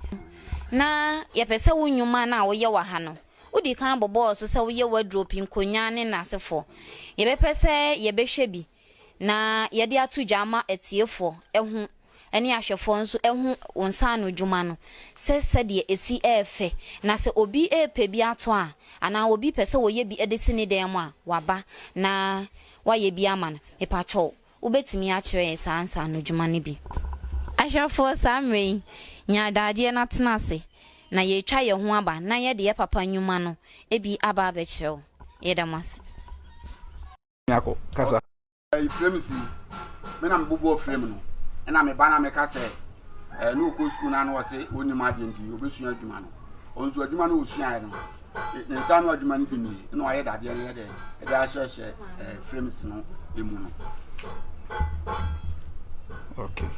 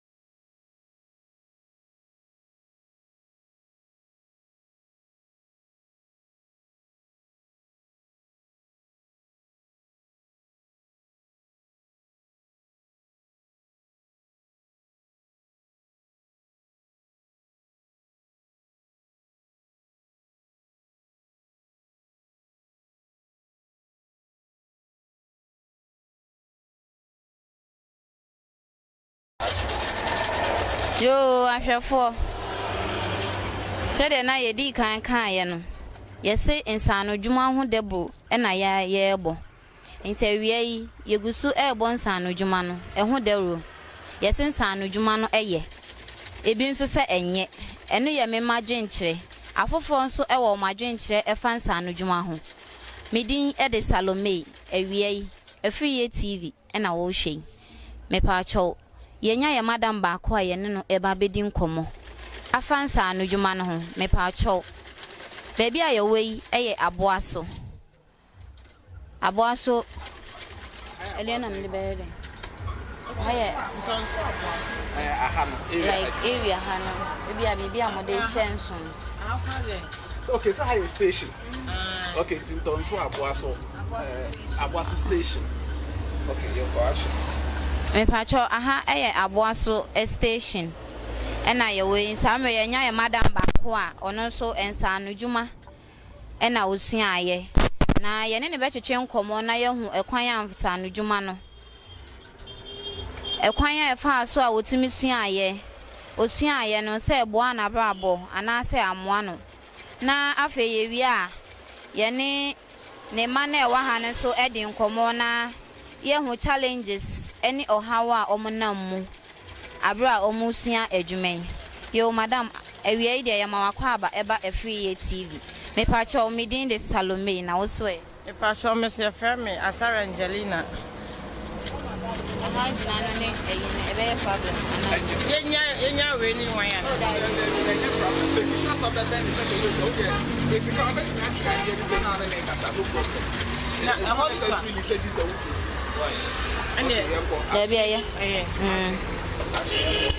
Madam me pacho midin de Salome me pacho awie Etiefo any ahwefo ehwe wo Afriye TV. Me pacho wudin e de sen. Me pacho midin di Asara Angelina. Me kasefi aboaso. Madam Sinidin e de Asare Angelina. Me pacho na ha Angelina na obi anim se ye frɛ ana se din fofo bi e wo ho. Ai din fofo ho ye amajima waka obi abehu me. Yo madam se Angelina Asare ne de ya adaka mo ye din. Se o hwehwe na edin a ye de nim ne ye ama ajeman. Me pacho oba aboaso station na obisa se ama ajeman o hwehwe maami ama ajeman na madam ama ajeman a me pacho ubehu no. Yo madam ewie yi me pacho wo ye bonsa no dwuma ho dero na ye ba ye hu se wo hansa no dwuma e na wo de ye dwuma me pacho ye bisa se ensa no dwuma ene school ko wadwenkyere e wo ho ene sen. Yo madam ase me pacho ensa no dwuma ni school ko madwenkyere aka ne se school ko ye na ensa no dwuma so ye obu ha wo se me mpa adwuma sua adwuma sua de de sumia woni sua eye pa mesima ga se enka ye ensa no dwuma no eye kranse ni school efise adwuma na nansan ase ate ko form de senkante ko form kra ke hwema ke ye pe kra na ya de pa no de agye no eye sene aban adwuma. Yo ya ma me se ono de on condemning sa school ko na ono so a on condemning sa no dwuma international so ono no adwenkyere mu no eche se ni mienu nyina eye ni nyina ejina wo nipa ne so se wo pe school ko ana se wo pensa no dwuma na ye ne madam be twetwe nkomo ehun se madam ebra o maame ana se wo papa e ka se opese odo wo kosua ensa no dwuma no me pa cho first time na wo teye no sen e na netie. Yo madam ase me ko SS wie ni wie no bi kan se ska akra no ho ye nya school rank e beto aso so ska ni ho nti no nye te wo saa ne maame ne papa ka so de be ka kosua adwuma o kan na me fa mitinye ti me kwa da mi kosua adwuma me ka se mi kosua me pam hwe obi mi na mi kosua apama hye na mi kosua wie ye no so me hu se me kosua nka ma ye me ho ena wo tie omo a omo ya aban adwuma ebi kura me wa kura ba ko a o kira je so pon a wo sa be sua adwuma to ono kura hu se nsa no adwuma na ye etie madam nkasa ye mu a o se chese ensa no dwuma no no ne papa ne maame de ne yekọ no wanye na adwen se okọ na wawie na waba be pam atare a hye obi na emomo opam a hye ono ane ho enti adwenpo eni tirimupo a wode kọ eni se ono no wo wie no ono abepam na atare a hye na chese enu no eye ne botaye kese a na opese oduru ho ampa oma na ni breye no ne botaye no ye pese ye hwese ampa ebemu a ana se amemu na mpo no se ebemu a onya wo hawo foforo bi ekwan ne so no na ye jojo sa ana se ohia challenges bi a ema ebu na bemu madam me pacho oso ko SS kaka na chese madam wo hoi ni school ko ye no wan fa school na anya adwuma o se na nka onya school na nka obekọ na nso no na kakra eni ho ede ne beto aso enu ntinu na enu nkyere se wapem ontimi nya hwe ma ne ho ne maame ne papa ka se onkosia adwuma no ode si na enu so sampa mekwa akosia enti okosi okwa akosia no eden ena na yonkofa edwen fa ne ho eden na omo a oni omo te ewo mantemu omo ka fa ne ho sen ena ono ankasa kwa no eye no madam me pacho na wokwa akosia adwuma no ma ne da e ka se kosia adwuma no me pacho ayonkofo na ani omo ko SS me gidi se sa time no na ebi no e ba beto aso akọ university anase training college na yese wo de ko na kosia adwuma no me pacho na ete wo sen pa. Yo madam ase mayonkofo na bebele to aso na omo te se mi kosua adwuma no omo te ama akọ school na wokosua adwuma na omo ye sa akwa mama bemabu na adwuma sua no so eden yedimi rema na mpapa wuye be 2 weeks mi sua adwuma o mamponten be 2 weeks na me kone de ne ma miska If you getting to 1 month, and the anime from Fiana be a common pointing, one quite Juma or from master on fan by that woman is said Juman, but semi Sianam the Bob Blenton, Tiname Fafom, Nameko. The medical nurse, Yamen Crane, Yame Boame, Mamma far from Coy, Jumana, Brebrem, Wasa, Monsieur Juma, 5 years, the master dear can was 6 years. A bessinano, me Boame master, Meso, me Fadi Edgement, master, only mini problem. Me men friend so to me from Shame, Angie, Edguma, of course, and this day come to the Americans and San Juma, dear. One brass and San Juma, and now boy, a yanimia, a com, and watch and soon me on this year, a bebo. Yada madam I say. Yetie madam kasa ye mu a osi nsanu dwuma ne ka se won kosua no na ne na yonkofo no omo sere no se na wo bi a wo wie school na wo no wo kwa kosua dwuma na chese wo no ka no na enemre mu a enemmebu na ya bank ye beka se onim WhatsApp ye beka se nani mieye se wo wie SS na odi kwa kosua dwuma na so se ye hwe enemre mu a obi be wie SS ono a won to aso ono nso so a won kosiansa anudwuma enti se nipa ne pa eni de wo wie SS okoto aso eko school eni de ono wo wie SS want na fie na so so de be konsa anudwuma isanse ne maamne ne papa ni bi no se ye de ye mfa so ho a na tese de ono kosian adwuma na wan fa anya akwadwora ntene fie no ono ne ho won fa so isanse ene ye be hu ne se ono no obenya shop obenya nkwala obetro omuso omade na ono so enye sika afrimu e de abone bra enti madam ye bekoso ebisa wo se ensanu dwuma no ene mabu na yaba ye te se obi ekwa se okwa akosua nsanu dwuma ye hu ne so wabon ana se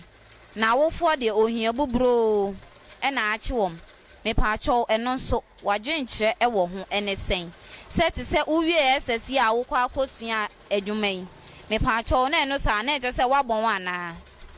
yo madam ase oh entesa obi wie SS na okaso okosua adwuma ma amanfo mfanhye omutim sa de nipa no wabon ana se wantwenti na okosua adwuma no make us say sika na ebia na eni ho ene na so uwie school a obeto aso na ya how pa ni nyina yesikasem enti kakra America na se o maami ana papa na wa SS na okpese okase kosuansa no dwuma na okase wo nkwa asa wa na wo ye ho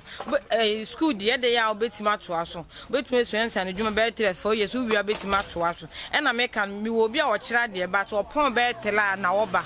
o mi se opese onya enema tu enda wunyansa no dwuma no aban sika yesai aban adwuma itimi dwufo ban sa no dwuma de okuta onso okuta de ba bia bekọ bia edi wachi enti kaka meka no se obi wie SS na wokosua adwuma ma obi anfa hye ntimi se wabon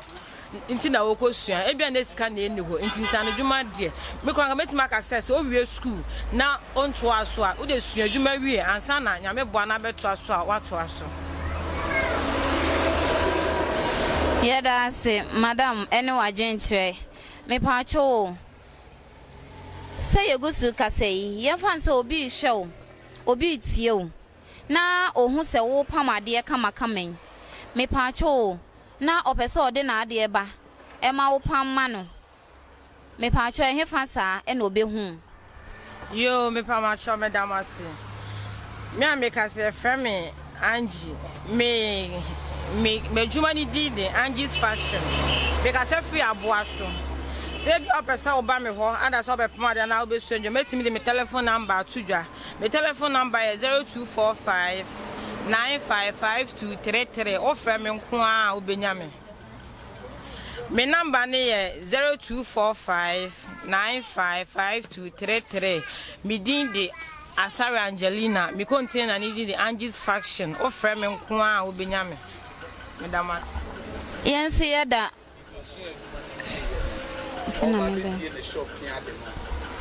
challenge or we are no baby and after for show be as I never the same shop on tray fine of fast no we are on so